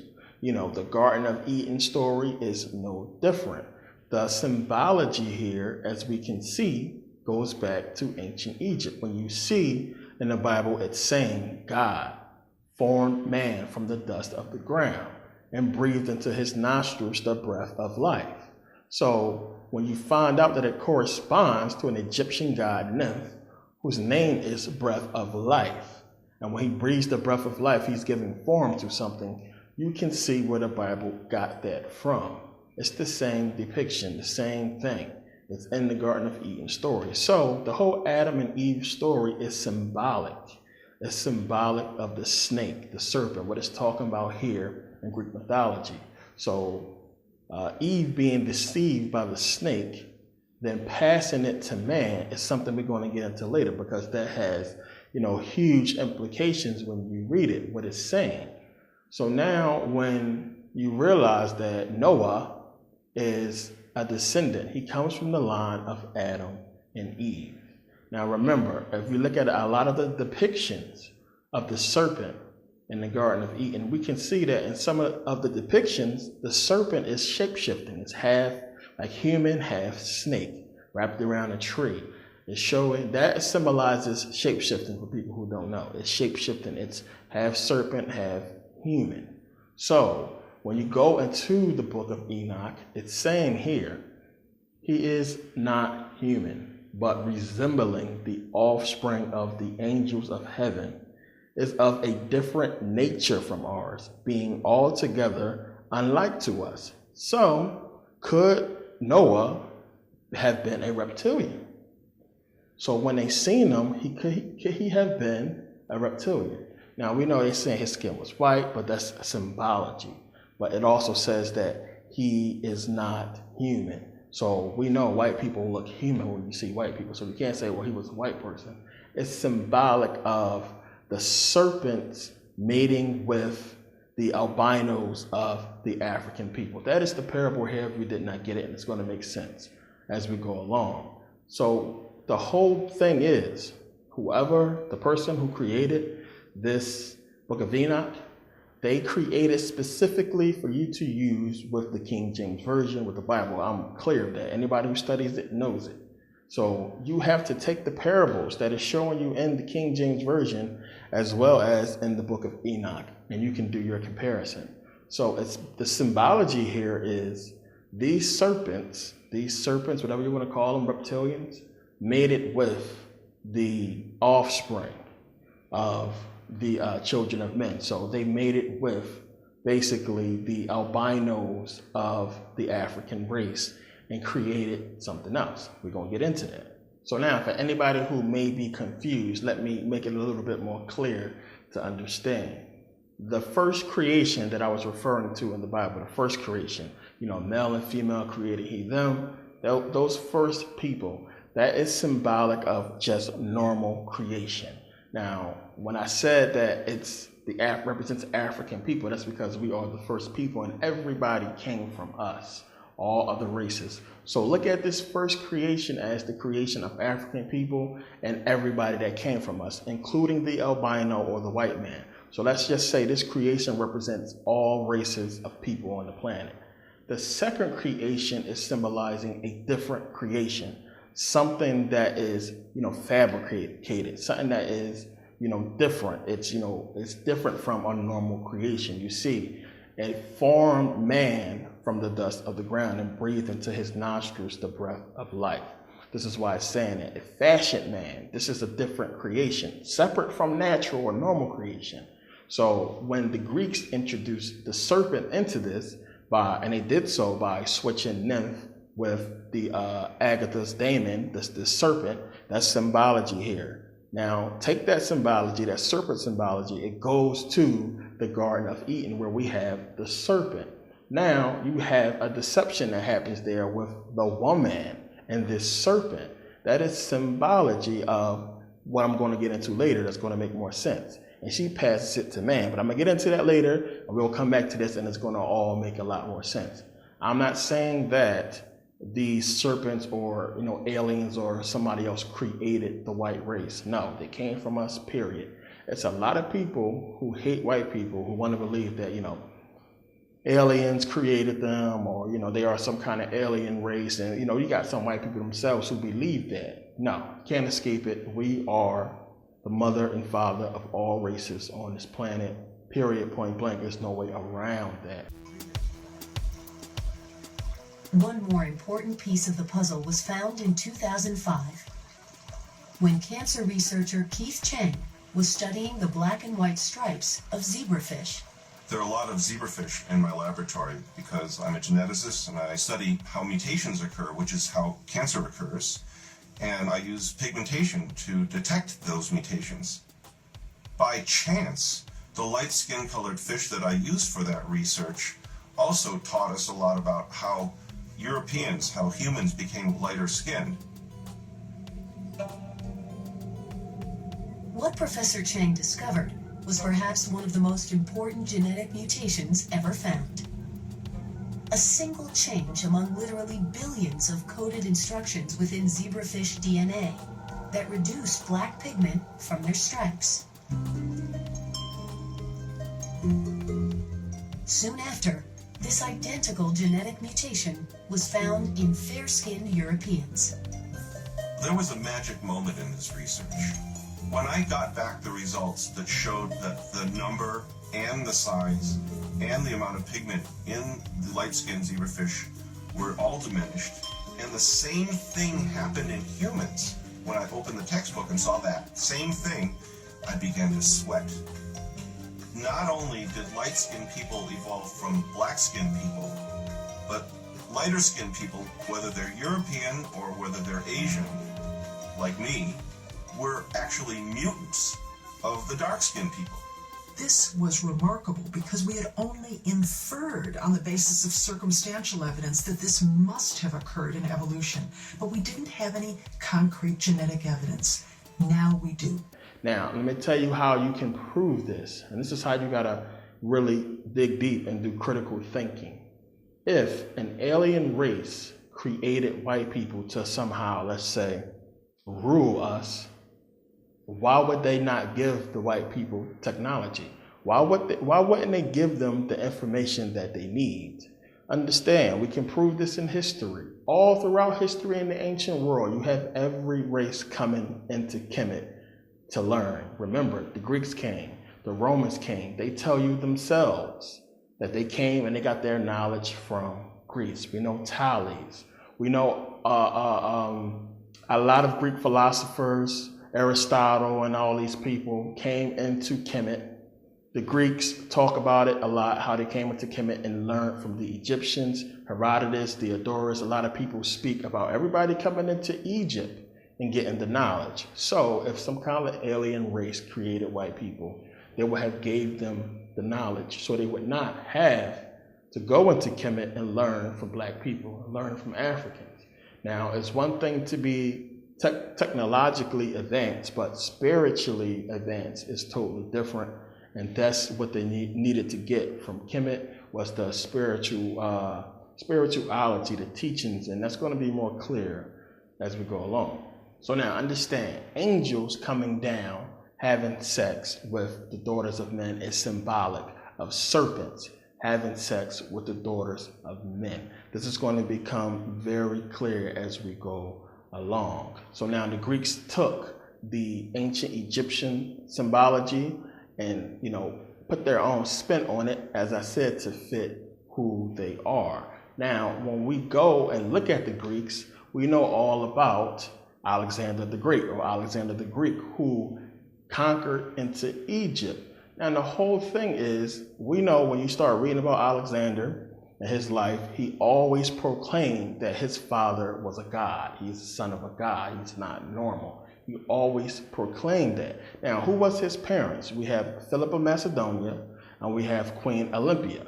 So now it's an interesting thing that we find when you start reading about, the birth or the upbringing of Alexander the Great. Now it says here, and this is about Queen Olympias, the night before the consummation of their marriage, she dreamed that a thunderbolt fell upon her body, which kindled a great fire, whose divided flames dispersed themselves all about, and then were extinguished.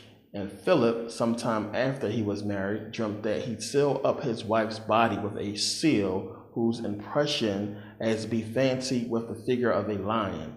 Some of the diviners interpreted this as a warning to Philip to look narrowly to his wife. But Aristander of Telmesus, considering how unusual it was to seal up anything that was empty, assured him the meaning of his dream was that the queen was with child of a boy who would one day prove as stout and courageous as a lion. Once, moreover, a serpent was found lying by Olympias as she slept, which more than anything else, it is said, abated Philip's passion for her. And whether he feared her as an enchantress or thought she had commerce with some god, think about that, and so looked on himself as excluded, he was ever after less fond of her conversation. Now it says down here, Philip, after his vision, sent Charon of Megalopolis to consult the oracle of Apollo at Delphi, by which he was commanded to perform sacrifice and henceforth pay particular honor above all other gods to Ammon. It's the same Ammon that is Amen, and you'll see that. And was told he should one day lose that eye with which he presumed to peep through a chink in the door when he saw the god under the form of a serpent in the company of his wife.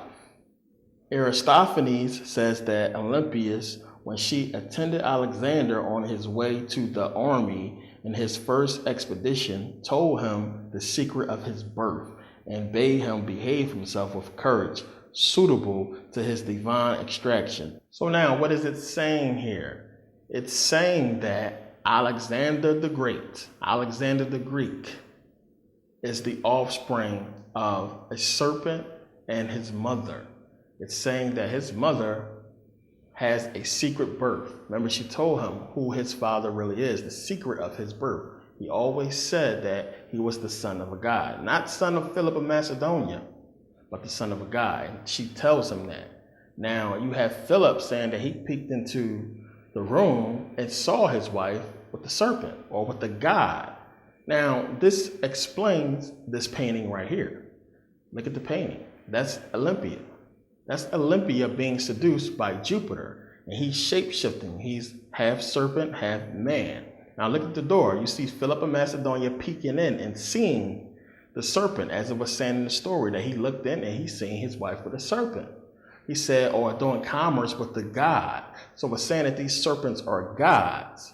And here you have the depiction of Alexander the Greek, or the Greek, having sex, his mother having sex with this serpent and creating him. That is the story. So it's basically saying that Alexander was basically a reptilian. He's a shapeshifter. He was born to Olympias and Philip of Macedonia, but his father really was Jupiter. Now, remember, it said that Philip of Macedonia had to make a sacrifice to Ammon. Now, understand, this Ammon is the same as Ammon. He had to make this sacrifice because he was peeking in at his wife with this serpent god. So Ammon is the same as Ammon. The Greeks just basically took the Egyptian god Ammon and created this Jupiter Ammon. Here's a depiction of Jupiter Ammon here. It's the same thing. So remember, Nymph was assimilated by Ammon, and then Nymph also corresponds with the Greek god Agatha's daemon. It's all the same being, all the same god. They just basically took Egyptian mythology and switched the names and switched everything to fit who they are, which, as we can see, is these serpents. That's what it's trying to tell you, but it's more to the story. So now understand the symbology of women with snakes. I know people can't wrap their head around that. Well, how does that work? A woman having sex with a snake. But that symbology is all over the ancient world. You see women being seduced by snakes, women and snakes everywhere. Now, Bram Stoker wrote a book called Lair of the White Worm. Now, a man named, Ken Russell turned it into a horrible movie. I think it was like 1988. Now, Lair of the White Worm says worm, but really it's a serpent. It's about a serpent, this white serpent. Now, the depictions in this movie tells you everything. It's so much they give away in that movie. It's a horrible movie. Now, it has Jesus on the cross with the serpent, just like I was speaking about before. There's also the symbology of these Romans, these half serpent, half men Roman soldiers raping nuns in the movie. You see them, they take the nuns and they rape them. That is symbology. Now, in the movie is a woman named Eve. Now, Eve is being tricked and seduced by this one serpent woman to be a sacrifice to the serpent at the end. It's the symbology of the Bible. Eve is seduced by the serpent. Now, what it's trying to tell you when you start putting everything together, when the serpent seducing Eve is symbolic of the serpent having sex with Eve. What did Eve do? She passed the fruit to man, or she passed the seed to man. She infected man after she was infected by the serpent, and she passed it on and passed it down the bloodline. So you have this pure bloodline in the first creation that is untouched, and then you have this serpent sort of bloodline that has been tainted or tricked by the serpent, and that's what it's trying to put out. This is the parable here. It's all going to come together when you start to see, but this is what it's talking about. It's a whole parable that is so many things out there when you can't, it's inescapable. That's why I tell you, when people tell you that you're crazy or you're looking into stuff stupid, they don't do no research. This stuff is all throughout the ancient world. It is inescapable. So now we also know that this serpent symbology is all throughout Kemet. It's everywhere. We know the Egyptians wear the urea, which is symbolized by a cobra or a serpent. Now, this serpent represents Wadjet, who is the Egyptian goddess of justice, protector of royalty, protector of women in childbirth. She rules Lower Egypt. Now, when you see the other or the double urea, that is Nekbet, who is symbolized by the vulture which basically means that, it symbolizes the rule of Upper Egypt. So now, when you look at ancient Egyptian mythology, it is said that Isis formed the urea from the dust of the ground and the saliva of the sun god. So you can see where they use Egyptian mythology, spin it, give us these bullshit Bible stories, or spin it into Greek mythology. This is where this stuff comes from. It all goes back to ancient Egypt. Now, you have Wadjet, who is basically celebrated on December 25th. She's celebrated during the summer solstice, March 14th, April 21st. Different days that she is celebrated. This is Wadjet. This is where it comes from, the urea, the serpent. Now we can see that this symbology was around before 3100 BCE, where they had serpent symbology. It's all over the ancient world. As I said before, you can't escape it. You're going to find it everywhere. Now, as I keep showing you, the Greeks copied everything. They copied Wadjet and created Buto. Now, Buto is also a village in the Nile Delta where they worship a giant monolith of Wadjet. Wadjet or Buto is also associated with the Greek goddess Leto, who is the goddess of motherhood. Now, the Romans copied that and gave you Latana or Latona, who is also the goddess of motherhood. So we can see where, you always find Greek mythology and Roman mythology go hand in hand. The Greeks copy from Egypt, and then the Romans copy from the Greeks, and they just changed the names. Everybody just changed the names, but it all corresponds back to ancient Kemet, where they get it from. So now understand, we know that Heraklion existed. It was a port in Egypt where they did trade. They traded with the Ionians, the Athenians or Greeks, the Romans, people from all over. The Egyptians traded with everybody, so we know that they was coming in there and that the relationships at some point had to be good. They had to be doing good with the Greeks because the Greeks, they somehow knew the Egyptian language because they was coming in there learning. But something happened, something changed at some point, because we find in history that everything at one point had to be going okay, for trade to be going on, for the big city of Heraklion to exist, and everything, commerce-wise, business-wise was doing good. The Egyptians was teaching, everything was fine, and something happened. So now we know the Persians would basically invade Egypt around 525 BC. Now, the Egyptians would try to get help from the Athenians to help them fight against the Persians, and the Athenians came to their aid. Now, this also shows that the relationship between the two had to be good for them to come to the aid of the Egyptians, but it wasn't enough. We know that the Persians still defeated them. Now, the Egyptians will also try to do a deal with the Spartans. Now, they tried to hire the Spartans to come help them fight the Persians in exchange for a ship full of wheat. But the Persians took the ship and basically still conquered the Egyptians. So we can see here that, something was going on with the Egyptians and the Greeks to where everything was cool until the Persians came and messed everything up. And then we know that Alexander would eventually amass this huge army, and he would come in and basically defeat the Persians and, rule Egypt. Now, the Egyptians would, of course, think that, well, wait a minute, we cool with the Greeks, everything was fine, we was trading, everything was cool until these Persians came. So they would think that the Greeks would basically come and give them back, their independence, give them back their land, everything that they lost. But of course, that did not happen. So now when you go into Kemet, you see the hieroglyphics of, who is supposed to be Alexander the Greek in Kemet, when he took over. So now, what is this whole thing all about? You got Alexander the Great, who is supposed to be this reptilian. When you get into the symbology of it, you have the Egyptians themselves showing all this serpent symbology. It's all over the place. You got reptilian figures. This stuff is everywhere. It is all throughout the ancient world. What is going on? It's something that people have missed and people don't understand because it's scary to go this far. When you get to a point where stuff starts seeming out of this world, for real, I'm not talking about mythology, when you start seeing this stuff for real, it gets creepy, and I see why people leave it alone. People get away from it and they try to jump on something else. But you can't escape this if you're trying to figure out the truth, because it's there.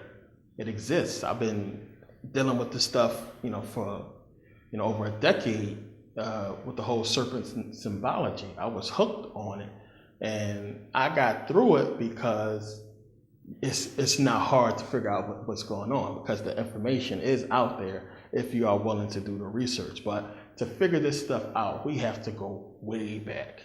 I'm talking about before ancient Egypt. I'm talking about way before men ever existed. I keep telling you, I keep saying, you cannot get a man without a woman. Now, the reason why I keep bringing this up, because if you be real with yourself, if you stop being, egotistical, if you be real with yourself, then you know that a man cannot exist without a woman, period. There's no way around that. There's no way around it. So man and woman wasn't created at the same time. Woman had to be created first, because a man cannot exist without a woman. So no matter how you slice it, no matter what you want to say, you can't get man without a woman, period. So common sense should tell you that women had to be here first. They had to be on this planet first. So when you start going way back before ancient Egypt, what do you think we find? We find women, nothing but women. And then after that, we find matriarchal societies ruled by women. This is something that scares the hell out of them, and this is deep. They do not want to get into this. This is the biggest cover-up, one of the biggest cover-ups in human history, and it has been covered up so well because even the most, choir boy, church boy, the most innocent person, innocent man on the planet, unbeknownst to himself, helps in this whole deception of women being, less than man when man comes from woman. We all aid in it. We all buy into it. And they have done so well with it. They have gotten women to just refer to themselves as just a little old lady, just a housewife, beneath the man, when she is the creator of men. They have made women just think that they are, you are supposed to be this way when you are the creator. Understand, if women ever woke up and realized who they are, and more than that, what they can do and the power that they hold, they know that they would lose everything. Now, they fear that so much that they put in the Bible that man came first. And they convinced a bunch of grown-ass men and women who's supposed to have common sense that a woman came from the rib of a damn man. Convince people of that shit. You got people walking around believing the Adam and Eve story, which is a symbolic story as we just went through. This is the biggest cover-up, bigger than anything when you start going back, and it's everywhere, as I'm about to get into it, and a lot of people can't fathom what archaeologists and researchers have discovered about this planet being inhabited by nothing but women for a long time before a man came onto the scene. So now, when you start doing your research, we are led to believe by these books that, 9,000 years ago, the world was in a state of war, that the world was more like, Lord of the Rings or Game of Thrones, where people lived behind, kings and rulers who protected them, who built these walls, these forts around their kingdoms to protect the people from being pillaged and raped and killed, by barbarians or what have you.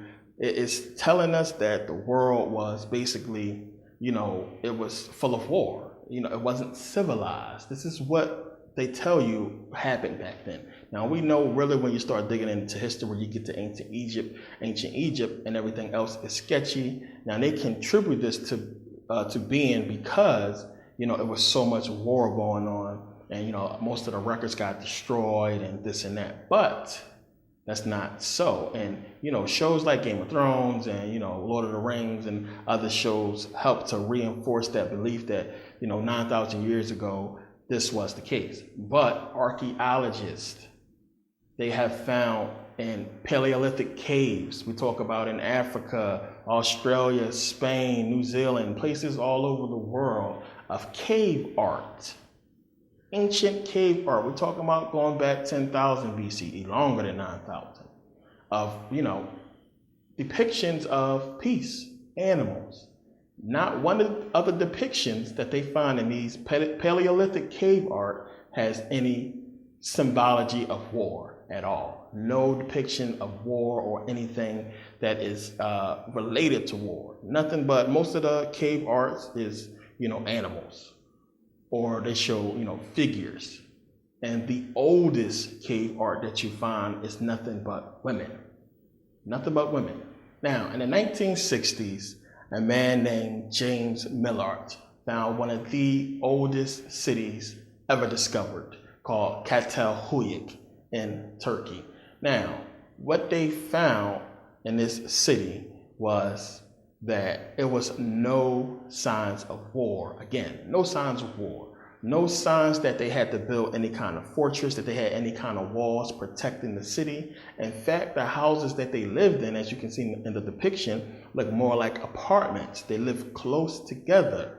These people had no kind of social structure. They wasn't ruled by any kings or queens or anything like that. The closest thing to religion or any kind of ruler that we find is this figurine or this statue that they call the Great Mother. This is what they find there. They find this, in a lot of places. But there's no signs that there was any kind of war or anything.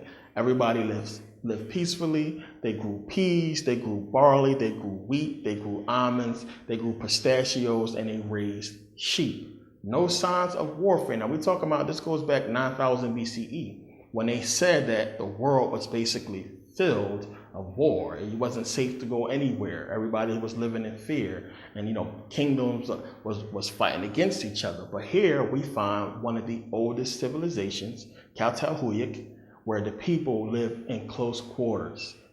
It was they think it was a matriarchal society, but from the depictions that they find, everybody lived peacefully. Everything was fine.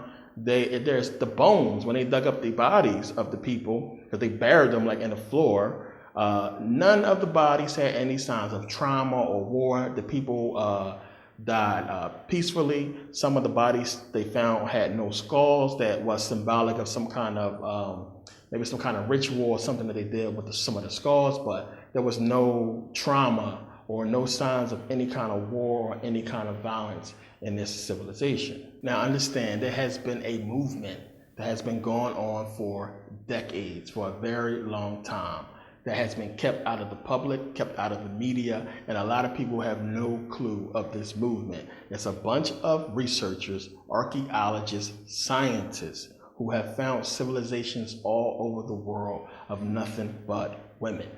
They have dug up figurines inside of these caves and inside of places all over the world where you find these figurines. Look at these, of nothing but women, all kinds of shapes and sizes. Women all over the place. When you go back far, when you start digging deep, you find nothing but women. Now, in the civilizations where men started to come on the scene, we find that it was matriarchal civilizations where the woman basically ruled. And the depictions show that the job of the men was they went out, they hunted, they actually watched the kids, everything was cool, but it shows that it was an equality there and that the man respected the woman. Now, we find this again in ancient Egypt. We know that the ancient Egyptians, the men worshiped the women as gods. But now, going back here, they have been founding these civilizations for a long time. A woman named Maria Gambutis, if any of you have seen her videos, she has been talking about this stuff for years. She's an archaeologist,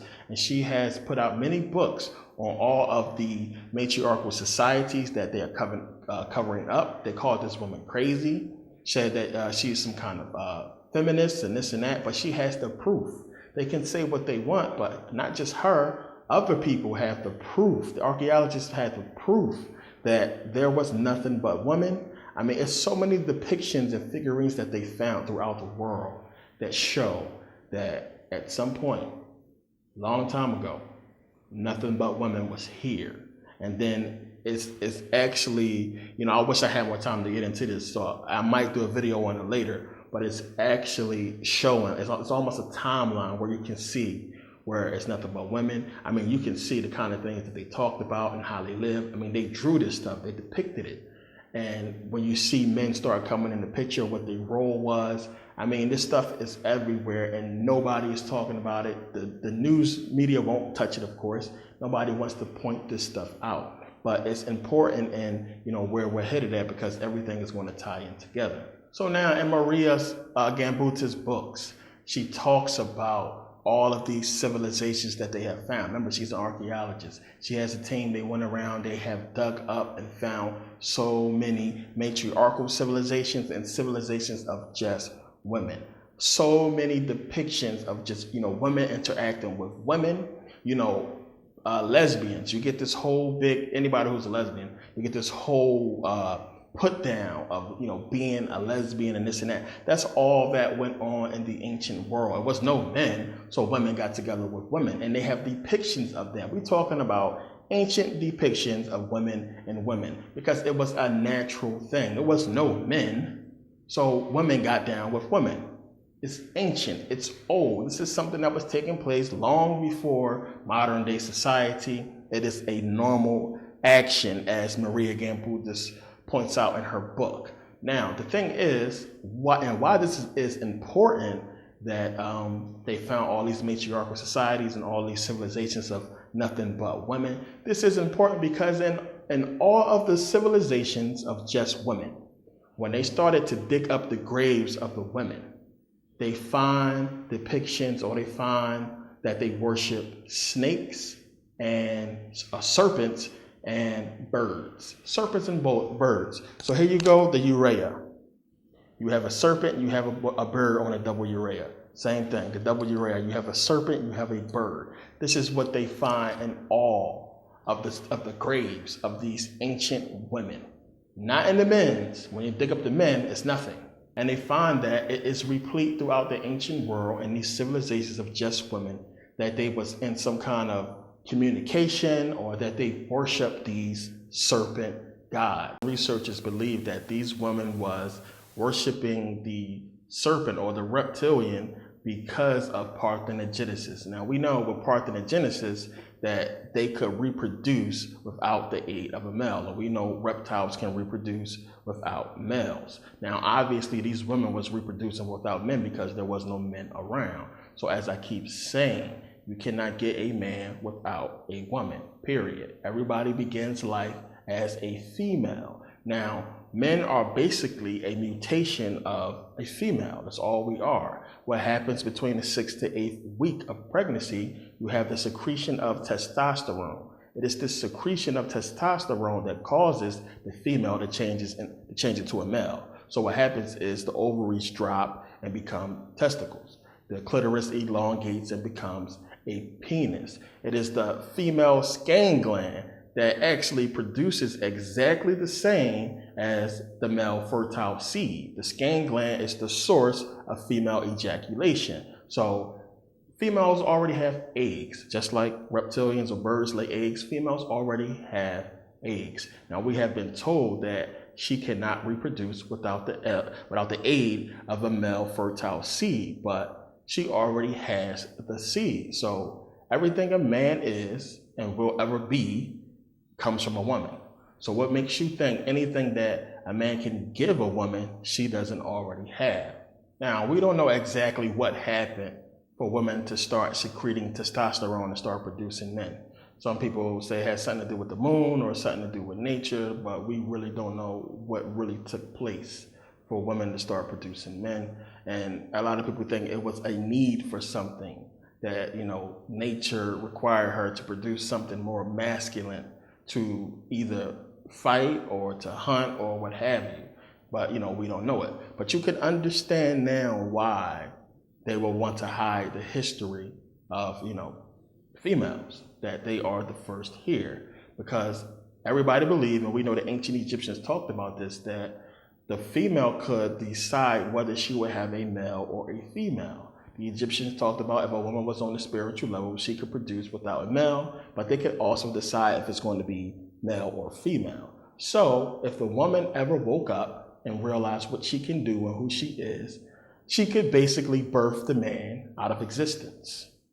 Birth the man out of existence. So this is obviously a problem. If you're trying to take over, the leadership role, or take away the role of women being, the leader, then this is something you would not ever want her to know. As I've said before, 666, the man is evil. Man, not just woman and man, men. We see when men start coming onto the scene that things start to go downhill. Testosterone, the same thing that was secreted to create us, is the reason why we are so violent. Everybody always say too much testosterone in the room. That's a fact. Now, the Greek meaning, or the Greek word for female birth, is gen. Now, you'll find in the English language that every word that has gen in it, that begins with G-E-N or has G-E-N in it, usually means birth, or male, or woman, or beginning, or energy, or something like that. It always has something to do with production, or male or female, or birth. So when you look at words like or beginning, so when you look at words like gender, or genesis, or parthenogenesis, generation, genetics, Gentiles, genitalia, gene, genealogy, genome, genocide, which is the killing of men and women. When you start looking at all these gen words, you'll find that it has something to do with the female. It all goes back to her, because the female is the creator of all. She created man, she created woman, and that's what they do not want you to understand. So again, we know that this has all been covered up. And if it ever comes out and the women ever realize what they can do, as I said, they could birth man out of existence. Now, this makes you look more closely at the Egyptian culture, because they worship the women as gods. They're the only culture that we can find where, well, except for when you go back a little bit further, but we can see how, the women played major roles in Egyptian society. So now understand, what does this all lead us? It leads us all back to the Egyptian culture, the ancient Egyptian culture. After all of this stuff happened, when it was nothing but females, the men start coming on the scene. What you find is little skirmishes here and there when men start meeting with other men, and, they start fighting, and, little wars start to happen. But this is all when men come on the scene, leading up to the ancient Egyptian culture. And the reason why I say this really goes back to them is because we find pyramids all over the world. I mean, they are everywhere, and nobody is really addressing that. I mean, it's pyramids everywhere. We know in Japan has that underwater pyramid. They got all these structures, Egyptian structures underwater. China, they have mummies in China. I mean, the whole culture of Egypt is right there in China. They have pyramids, mummies, everything. Remember, in Japan as well, they had mummies, but Japan was also about to build a big giant pyramid structure called Shimishu, I believe it was, which means a city and pyramid. And they're about to build this large pyramid over the water with a bunch of cities in it. So pyramids is very important, even still to this day. It's on our money. We know the so-called Illuminati or what have you use it in their logo, or everybody throws up the diamond. I mean, everything has to do with pyramids all over the place. The all-seeing eye in a pyramid, everything. So we know that these pyramids, supposedly after they've done the research in Egypt, supposed to have been like some kind of source for wireless electricity. And we can assume that the other pyramids around the world that they found could do the same thing. Now, nobody is talking about this. And it's one of the things that boggles my mind about, pyramids they found in Alaska. Supposed to be a pyramid somewhere in Antarctica. Supposed to be pyramids on the moon and on Mars. I mean, this pyramid thing is something that a lot of people just, you have to pay attention to that, because it's the key. Remember, China won't even let nobody in to see their pyramids. And a little bit they do let people see is, they handpick those people, but they don't let people go in too far. So we don't know what's there. We don't really know what's in Japan. It's the secret, the key I'm convinced of has to do with these damn pyramids. Seriously. The ancient Egyptian culture is where this whole thing where we really can get the information from. And as we go along, I know I keep saying as we go along, but it's a lot more that I wish I could fit all in this video, but I can't, which is why I got to do a part 3. But it's important, these pyramids, and I honestly think you can see that now today more than ever. Now, as I keep showing you how the Greeks basically steal Egyptian mythology and steal the culture to, show who they really are, or to, switch it around to create something from it. Now, the thing is this: when you go back to antiquity, when you go back to ancient Egypt, now the official story, what they will tell us in books, that's like official books, that, really everything kind of stops with Kemet. And then, before that, they'll get into Neanderthals and cavemen and dinosaurs, but they really don't go much into people, so much, except from saying that, it was wars and people was fighting back then. That's why it's no real record, because there was too much wars going on.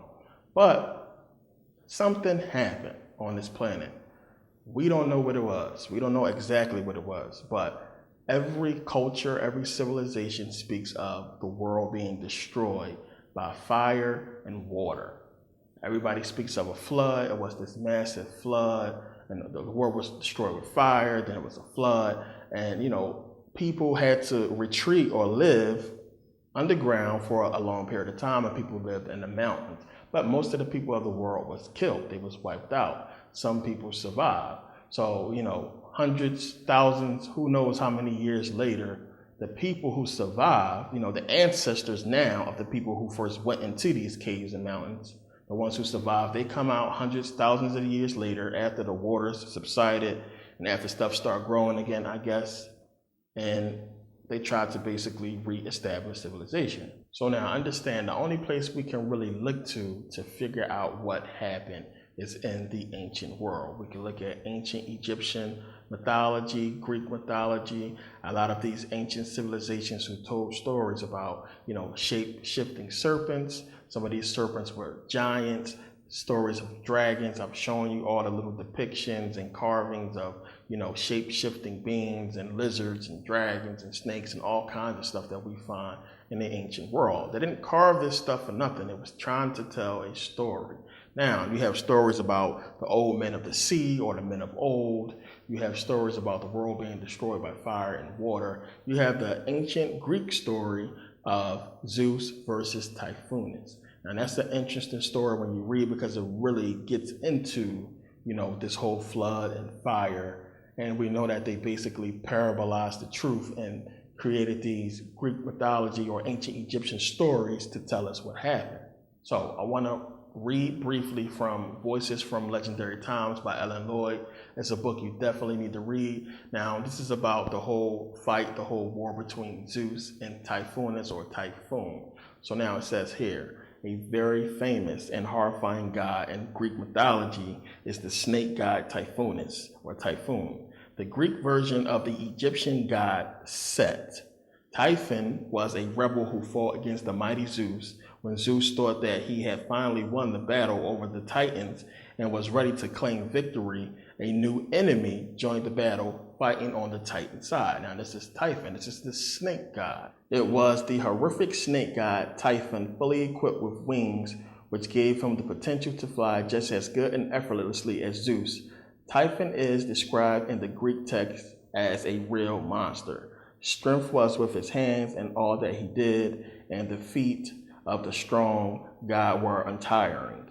From his shoulders grew 100 heads of a snake, a fearful dragon with dark flickering tongues from under the brow of his eyes. And his marvelous heads, fire flashed and fire burned from his heads as he glared, and there were voices in all his dreadful heads which uttered incredible sounds. It was an intensive war. Both sides did their best to win.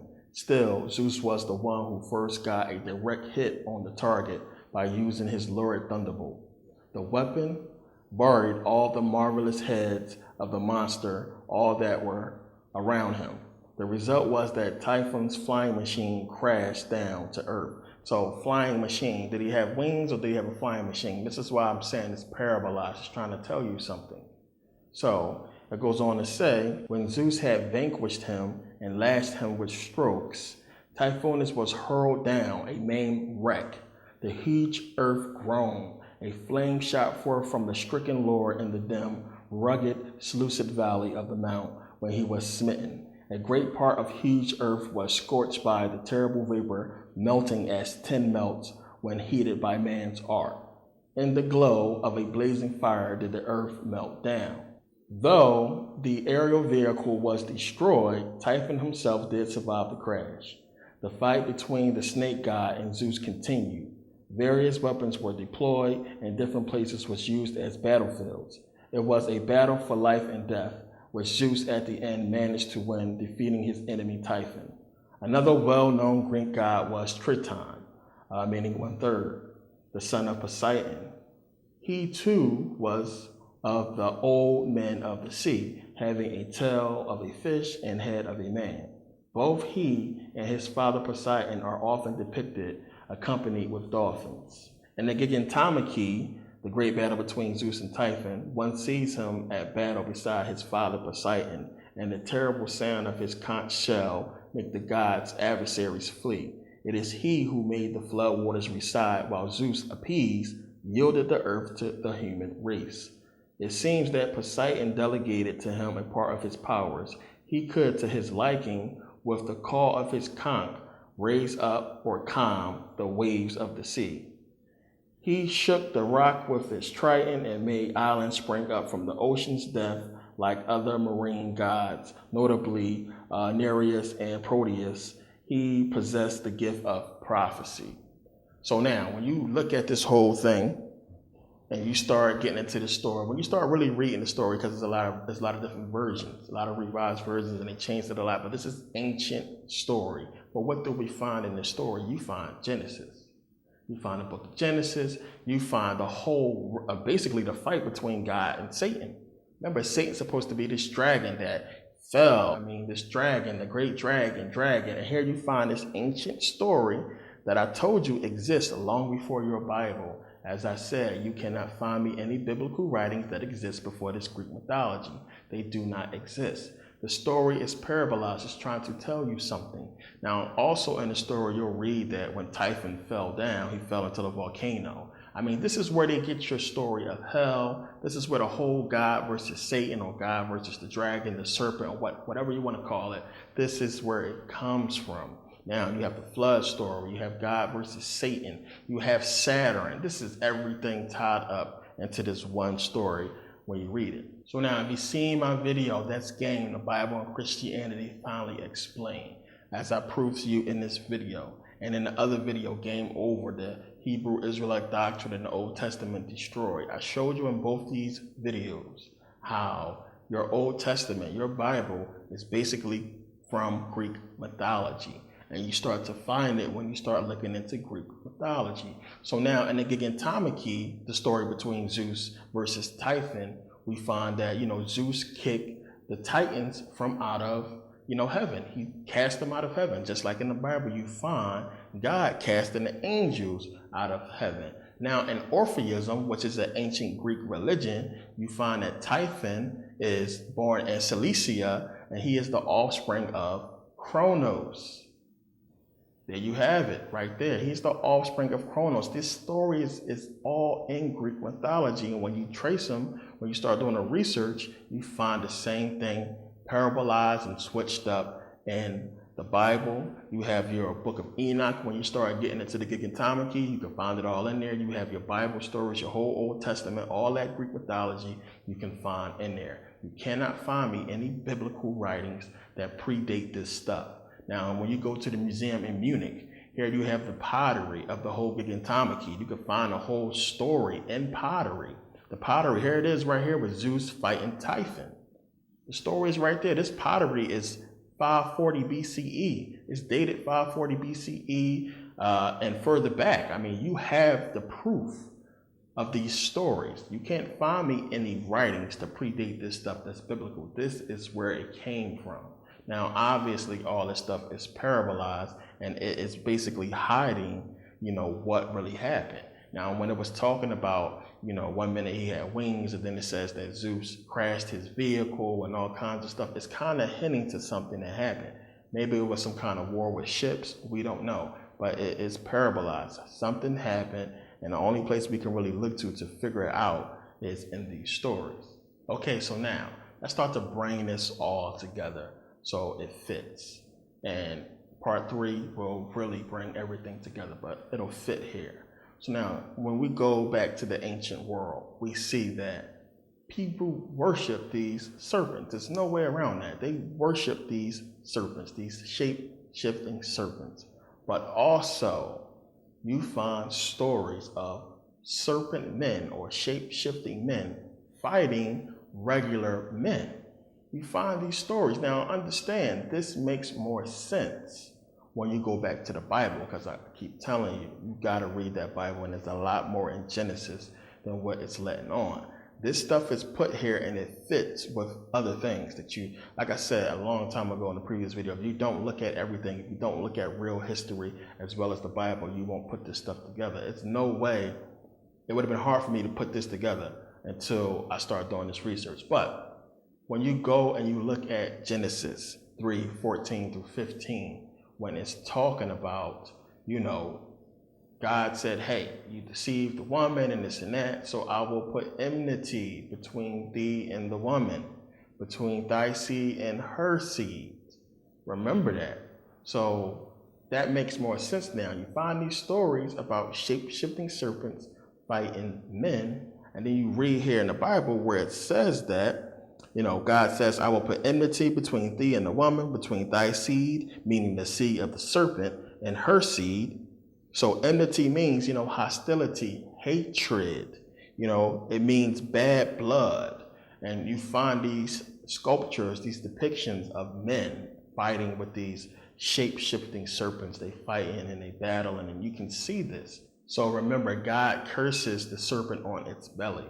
So now think about it. What serpent do you know of that doesn't already, you know, move on its belly? It crawls on its belly. So that means the serpent in the garden had to look more like a dragon, had to look more like this with feet or something, because snakes or serpents are already on their belly.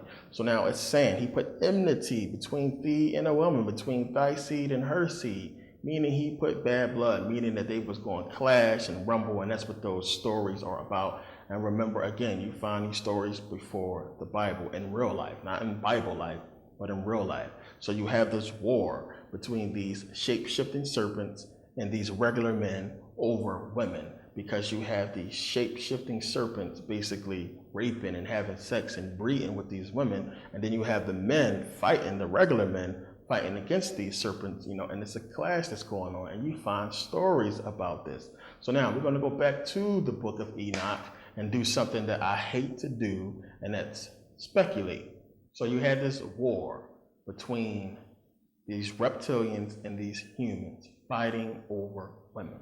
This is what the parable is telling us. This is what these ancient stories tell us as well. It was this war, and sometime during this war or after this war, there was some kind of catastrophe where the earth was destroyed. Most of the people was wiped out. A lot of people was killed, and it was forced to go live underground, you know, in the mountains, and something happened. But when you go to the book of Enoch, let's go to the story of Noah. Now, let's say Noah was this reptilian. He was one of them.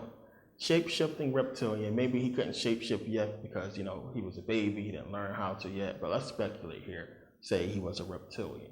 So now, the whole parable of the Noah's Ark story is mimicking all these stories we find in the ancient world about this flood.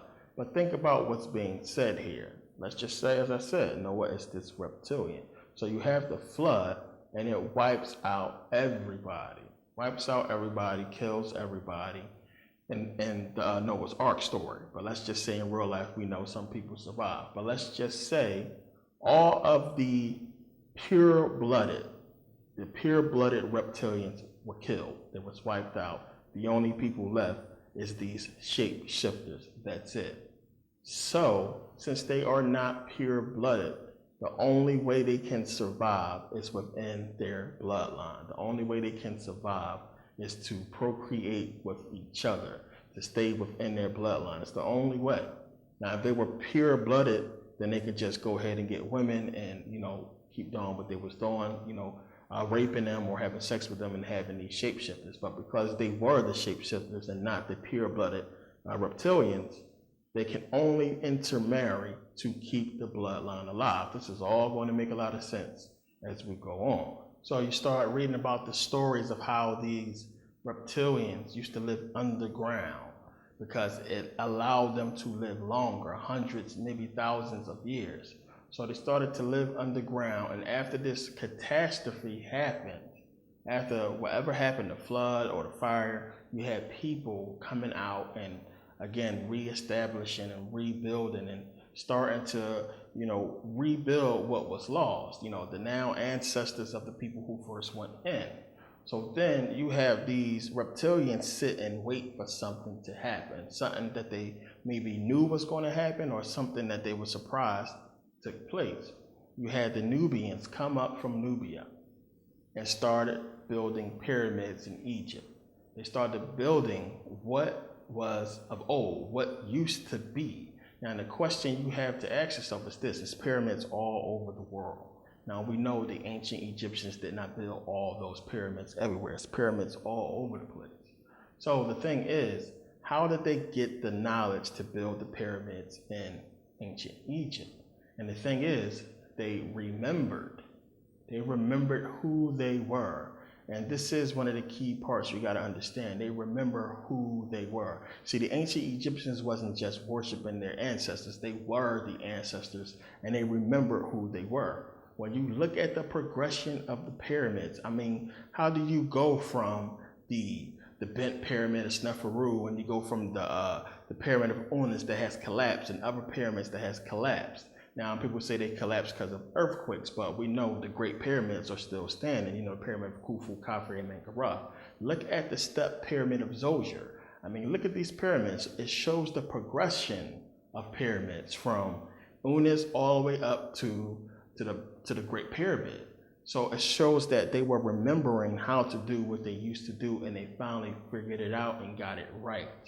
And we know the Great Pyramid of Khufu was covered in limestone, and that it supposedly generated energy. So these reptilian beings, seeing that these black people, these Egyptians, begin to remember who they are, and they begin to build these pyramids, and they begin to get this information and knowledge that these reptilians needed for a particular reason. So understand, it is because of our melanin that we are able to remember who we are. And maybe these reptilian beings understood this and knew that we would eventually have this knowledge and that they needed it, or that they stumbled upon it by surprise. We don't know. But this explains why we see in history, it seems like the white man just came out of nowhere and started conquering shit all over. It's like they just came out of nowhere. It was like all of a sudden you had these civilizations that was doing good, trading with each other, then all of a sudden there was this war. And it's, when you look at it, it's the white man in each case. So when you look at, the Egyptians began to remember, and they started to, build the pyramids, and they had this ancient knowledge. These reptilian beings wanted this knowledge for whatever reason. Remember, the Egyptian knowledge was of spirituality. It was a spiritual knowledge. Maybe they wanted the information so they can bring back the people who they lost, the old ones, or what have you. Maybe this is the reason why they wanted it. But now understand, you have all of these Greek people, you have these Romans coming into Egypt and getting this knowledge. Now, the Egyptians must have remembered that this information could be dangerous in the wrong hands. So they did not tell the Greeks and the Romans everything. Remember, they had their own little secret society where they kept certain knowledge. This is where Freemasonry comes from. It comes from that hidden information.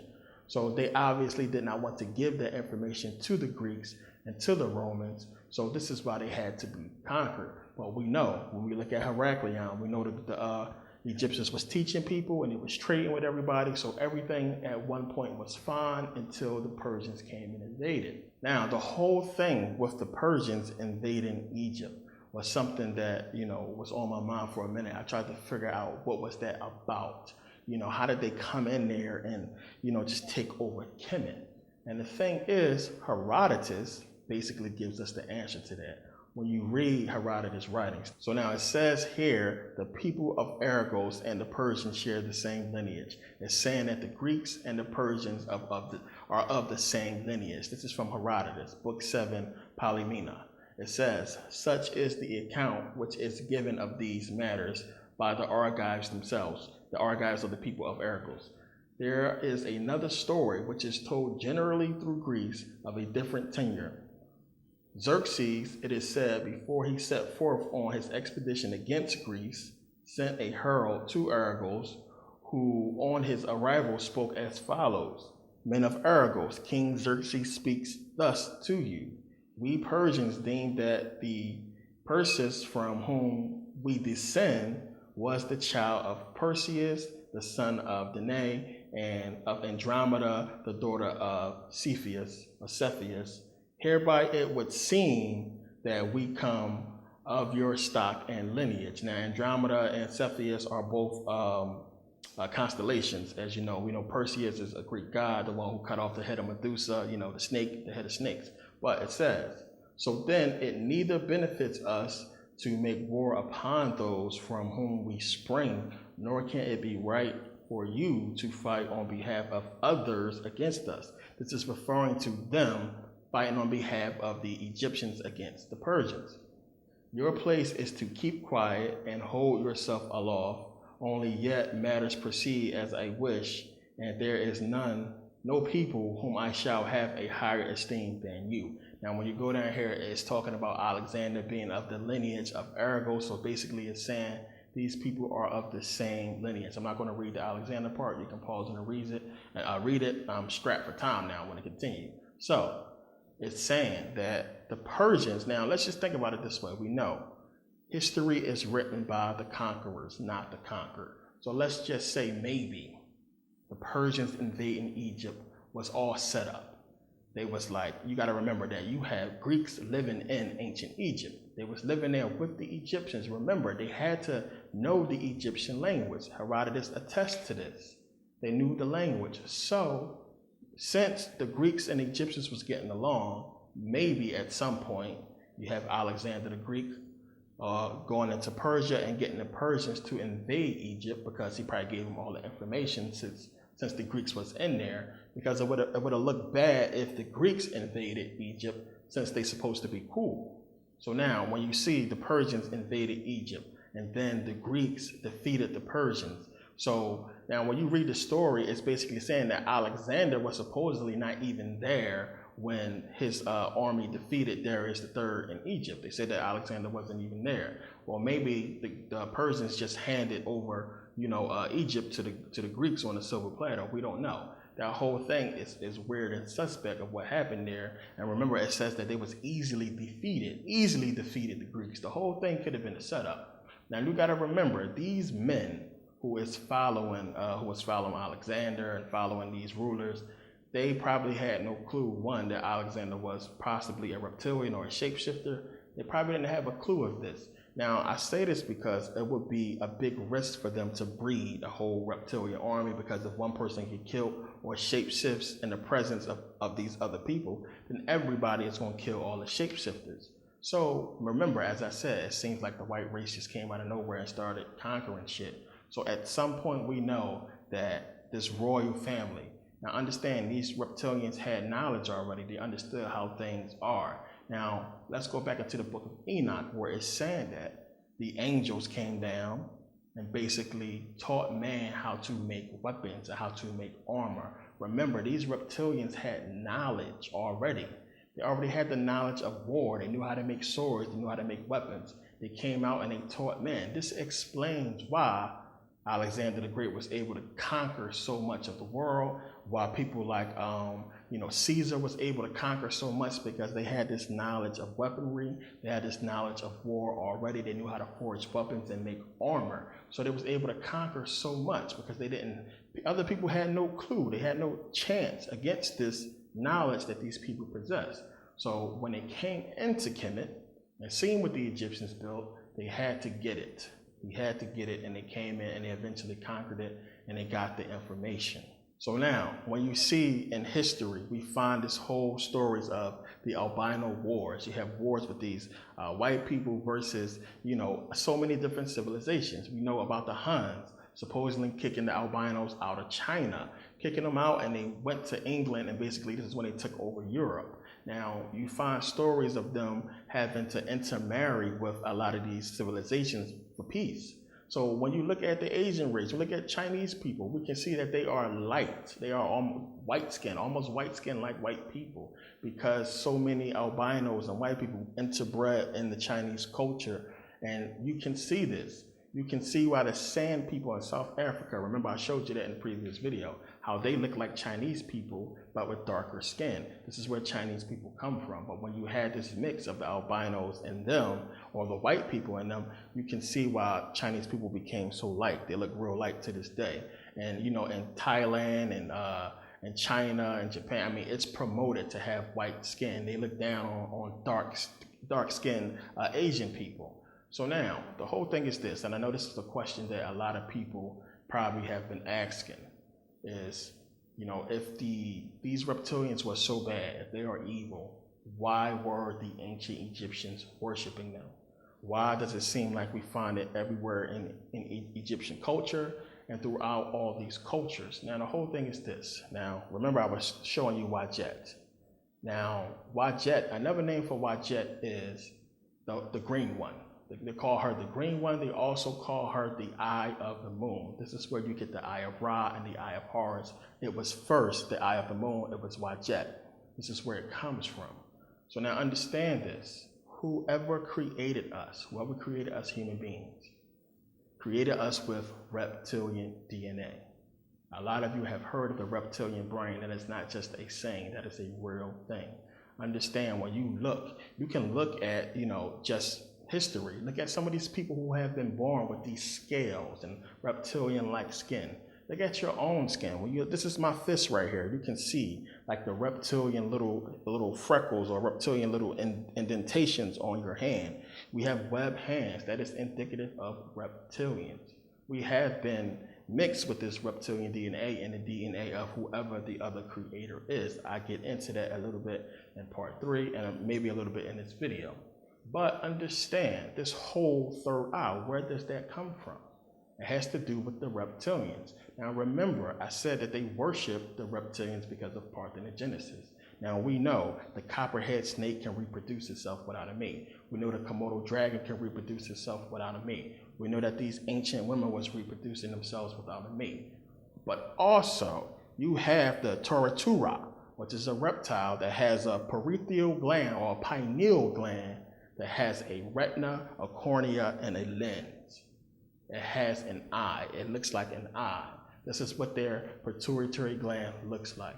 Now look at the heads on top of a lot of these reptiles, these lizards. You can see it looks like an eye. Take a look. So now in this whole thing of opening your third eye and awakening your third eye, we can see it comes from this reptilian, that eye there. But also we have a pineal gland, we know this. And it is really important. So now understand, this thing is about dimethyltryptamine. Dimethyltryptamine. If you ever heard of a hippie saying you tripping, or when we say, man, you tripping, going on a trip, this is what it's talking about. Dimethyltryptamine. It is a very high potent drug that is naturally produced in the brain, produced by the pineal gland. It is actually a substance that you can buy. It is the most, it gets you more high, 10 times as high as any drug you can name. You name a drug, it'll get you 10 times higher than that drug. It is the most illegal drug on the planet. And the whole thing is our brain produces it naturally during the sleep state, and it produces a high dosage of dimethyltryptamine right before you die. Now the thing is this, you can also find dimethyltryptamine in plants and in reptiles. You can find it there, find it in them as well. The same in them is the same in us. This is the whole thing. This is the reason why the ancient Egyptians worshiped the cobra, the reptile, because they understood it is a part of our nature. We share that with them. The women shared it as far as parthenogenesis, and we share it as far as our DNA. Now understand, whoever created us with a sort of time clock that has to do with our melanin. At some point in time, our DNA is going to be activated, and this is how whoever created us wanted it to be, it seems like. But we have a chance in life to awaken this whole DNA and awaken this third eye before that time comes. And that's what I was talking about with the whole, meditation and everything like that. And this is what the ancient Egyptians actually did. This is why the reptilians wanted to get that information. They want to get it, one, to possibly bring back their loved ones, their lost ones, the old ones, the people who died, but also to escape here and escape from what's going to happen. So now understand, we try to bring this whole thing to a close because I'm running out of time. Part 3, I'll bring it all together. So understand, you had this reptilian race who came up through so many different lines. They went to war and they intermarried with so many different races. We're talking about African people who was on the throne, I should say. Not racist, but mainly African people because we ruled all over. When they came into England, it was a war that was fought there. They won't tell you this. As I said, the conquerors write the history books, not the conquered. But they intermarried with these black kings and they usurped the throne and eventually took over. The Germans these people are all the same people. You got to understand. The whole thing is, it's a big trick that is being played on the white race. And this is what I was talking about earlier, that you got to get this information to understand what's going on. So now understand, your Bible tells you exactly who the enemy is.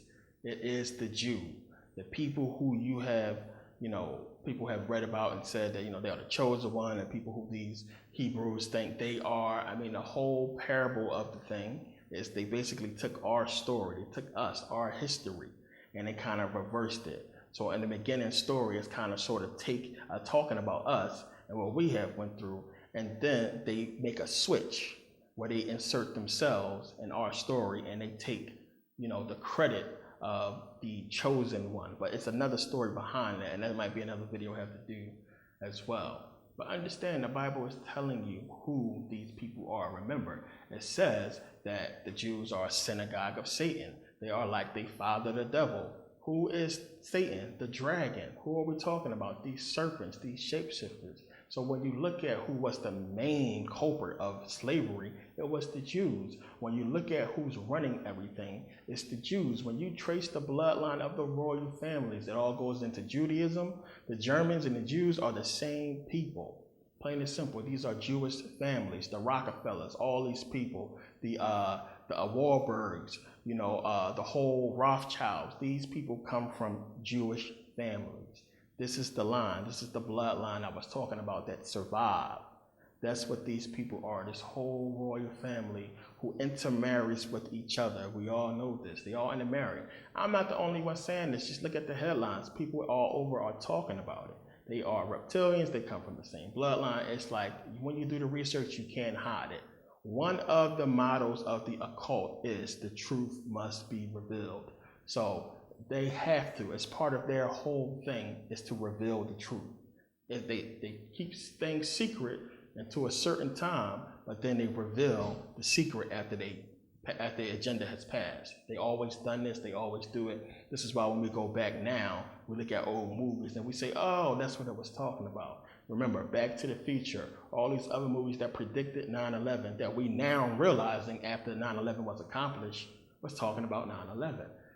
The truth must be revealed is one of their mottos. The truth must come out, which is why it seems like they just telling us they hold secrets, but it's not. It's part of their motto. The trick would be for you to figure out what they're going to do later in the future. And they also allude to that, but you never know exactly what they're going to do. So understand what I was saying before. They have tricked the white race. So let me make it more clear for people to understand. You had African people at some point breed albinos, which albinos we know became white people. You had these serpent beings or reptilians interbreed with these white people for whatever reason. Maybe they couldn't breed with us because of melanin, I don't know. But they chose to breed with this white race. This is all before this flood or whatever destruction happened on the planet. So after that destruction happened, you had white people, you had black people, you had Asians or what have you in caves, living in caves, coming out with no knowledge of anything. You had these now descendants of the people who went into these caves and went underground coming out. We have found these tunnel systems and caves all around the earth. We know about this stuff. But you had them coming out with no clue of what happened in the past. Some stories was passed down, which is why we have the little bit that we have today, but they basically was restarting civilization. You got to understand this is what took place. Meanwhile, you had this bloodline who plotted and schemed, and they came up and they came from underground with this plan. They united this white race again against us, black people. This is why everything is the way that it is. They do not want us to remember everything. There is something that they do not want us to know. It's not just who we are and what we can do and where we come from. It's something that we will remember in the future, or something that we will be able to do. Now, it's people talking about, this planet going to the fifth dimension, or, and all that kind of stuff. Possibly that's what it is. But like I said, I don't really like to speculate too much. I try to go with the information, but that's exactly, it makes sense. It fits. But for some reason, they got to keep us oppressed. So think about it. If you do not want us to remember who we are, what do you have to do? Look at what happened. You had the Egyptians come out and start remembering. They started building pyramids. So then we know they conquered Egypt. They enslaved the Egyptians or did whatever to them. They got the Persians or the Arabs to have the whole slave trade that happened and enslaved black people, thinking that it would keep us from, remembering who we was by taking us out of that Egyptian culture. But then as I made the video about the accomplishments of African people, I made that for a reason. So you can see that even though that happened, we still see that the Africans had kingdoms and civilizations. Kingdoms and those terms and everything like that, we know that came from the ancient world. They started to see things from the ancient world. So they was like, oh damn, these Africans are still remembering. We have to do something. They got in good with the Africans. And then the Chinese invented gunpowder and they created guns. If they never created guns, we would still be ruling. If we had a chance to create guns for ourselves, we would still be ruling. They would not be able to defeat us. It's because of the gun and the cannon that they was able to defeat us. So they said, you know what? We have to enslave these Africans. So we can instill in them and be in them a whole different ideology, and it has to stick. This is why the whole sickness, all the sick things that they done to us in slavery was so that we will not remember. They took the Songhai Empire. They created these religions. That was the first thing, to try to get us out of the Egyptian thought, to put this whole thought of religion that they created in us. And that's what happened. We got into Islam, we got into Christianity. It was all to keep us from remembering the Egyptian stories, the Egyptian religion, or the Egyptian culture, to keep us from remembering who we are. Slavery happened. They beat that information into us for hundreds of years. So it's almost embedded in our DNA. It's in us. It's in us. And you see how we are today. The white man is God. We for hundreds of years worship this white man as God. And the whole thing is they're tricking the white people today because they look like them. And they got these white people to think that, they are on the side, on the winning team. But they are showing you what the future is that they want. They want most of these people dead. That includes white people. They want black people out of here. And they want a whole slave race or some kind of slave mentality where people are chipped, where they control everything. So I know I'm babbling on. I'm trying to get this information out fast as possible because I'm running out of battery. But this is where all the information is taking me, and as I said in part 3, it's going to all come together a lot more. You have to understand they have been throwing the whole reptilian shape-shifting symbolism in our face for years, and we didn't realize it. Remember the TV show Dinosaurs? Remember how in that TV show the humans was kind of like stupid? Remember the father in Dinosaurs, his name was St. Clair. Now, when we know St. Clair has to do with the oil family. When you look at the logo of that family, it's the dinosaur. Remember St. Clair Oil? You see the dinosaur. Well, St. Clair is actually Sinclair. Sinclair is actually St. Clair. His name was Sinclair in Dinosaurs, the TV show, but it alludes to St. Clair, which is the family we know from the Knights Templar, the ones who supposed to have built the church in Roslyn. The whole thing, what the whole movie, Angels and Demons, not Angels and Demons, the whole Da Vinci Code movie was talking about, all that stuff is real history Some of the stuff I was talking about Saint Clair's and the church and the Knights Templar, we find all this stuff in antiquity. But it's weird how whoever created the TV show Dinosaurs was trying to tell you something. It was a spin-off. Now, when you go back and start watching that TV show, you can pull a lot of stuff from it and see how it fits. But it's called Dinosaurs. Sinclair is alluding to the family of Sinclair, the whole oil family. It's supposed to be, he's trying to tell you something. These people are from the bloodline of these reptilians, trying to tell you. But look at the other movies. You have the whole movie was The Enemy Mine, with Lou Gossett Jr. playing this whole reptilian looking thing from the Draco constellation, who, remember with Dennis Quaid, he had the child, remember? He was the man who produced the child, parthenogenesis. He had the baby, Zebes, that Dennis Quaid had to take care of. You know, Dennis Quaid was in another movie about dragons, and he was in another movie where he had to fight this shape-shifting serpent at the end. I forget the name of it. I think it's Dreamscape or something like that. But understand, all the dragon movies, all the serpent symbolism is everywhere. So they have tricked white people into believing that they are a part of this whole thing. And the whole thing is, if all the stories are true, if the myth is true, the thing that white people need to do most is to get some melanin in them so they can get out of here. So the whole thing with this planet and all the energies on it, well, the energies who are right on it, going to the fifth dimension and everybody else staying here, I mean, this is hell. This is what your Bible is trying to tell you. This is why in the movie Constantine, hell was earth. Remember when you go to hell, it was earth, it was on earth. It's trying to tell you something. This is what it's all talking about. As I said, the movies are the new scripts. They are the new Bibles. All these movies are trying to tell you something, just like the Bibles they wrote was trying to tell something. They are conveying their story everywhere. So you have to think at some time they had to wonder if they were the only reptilians on the planet. You hear stories about reptilians everywhere. There was a whole magazine column that came out about an underground civilization of reptilians in California or something like that. I remember I was reading something about that. So this stuff is all over the place. It's everywhere. It's hard for people to believe, but it's been in your face your whole life, but you just ain't recognized it.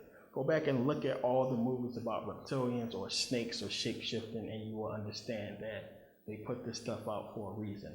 Look at all of the women who had taken pictures with snakes around them. This is telling you something. You have Rihanna, you have Madonna, you have a bunch of celebrities showing you this symbolism, and we attribute it to the Garden of Eden, and Eve, which is what you should be, it symbolizes the snake having sex with the woman though, but it's talking about this whole story. A lot of people would never put this stuff together, but this is what I do. And part 3 is really going to bring everything together. Also understand when you look at Hollywood, when you look at how they make these black actors wear dresses and this whole sex ritual that everybody talk about when it comes to the boule and all of that. What is that indicative of? It is the reptilians making fun of who we really are. They know we are all really women. We are all born females.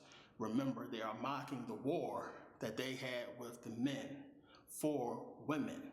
So we see these reptilians, or we see the white man taking the black woman, or we see the destruction, of the black woman. You see what they are trying to do. This is all about us, men being women, and they use that in these whole rituals, trying to show us who we really are. It's a way of them putting us down and saying, you are beneath us, you are just women. A lot of people couldn't put their finger on that whole thing. What is that all about? Why do men have to do these things to get into these secret societies? Why do men have to have sex with men? Why are they trying to feminize men? It's because they know who we really are. They know our nature, that we are all women, and that this planet was full of nothing but women. And when they came here, they probably had their way until the male was created and we dominated them. This is why they do what they do. In order for you to get fame and fortune in their society, under their rule, they're going to make you do some despicable things. Now, I have nothing against gays or lesbians or anything. As I said, we were all born female. So you got to understand that the whole gay thing is about when you don't secrete enough testosterone when you are created. This is how men become gay. It's because they lacked testosterone, and it was not secreted. Enough wasn't secreted when they was being created, when they was in the womb. Also, another thing I want to get into, remember, you hear about these giant black beings from Saturn. That's something I'm gonna get into in part 3. So if you have these giant black beings from Saturn, and you have these reptilians. If you put them together, you probably get us. This is something that the movie Prometheus was trying to allude to. Remember, they had that giant being, except he was white. Of course they're gonna make him white. He should have been all black. So Saturn was the planet that they passed. We know Prometheus is the moon of Saturn. This is what all that was talking about. It's talking about these giant black beings from Saturn, but I'm gonna get into them in part 3. So now, understand, I know it's gonna be hard for a lot of people to accept this because of the whole reptilian thing, but you gotta remember, we had dinosaurs rule this planet for millions of years. Who created them? We don't know how far they evolved or what they became, but somebody created dinosaurs. For what purpose? What purpose? We don't think about the rest of the animals that was created on this planet. We share this planet with a bunch of different species. Who created them and for what purpose? You got to understand that. So now I'm going to get into this a lot more in the final video. There's a lot I left out because of time, but part 3 is going to bring everything all together. And I want to thank everybody for watching, and I'll see you guys next videos. There's a lot more deeper, a lot more to come. Thanks for watching.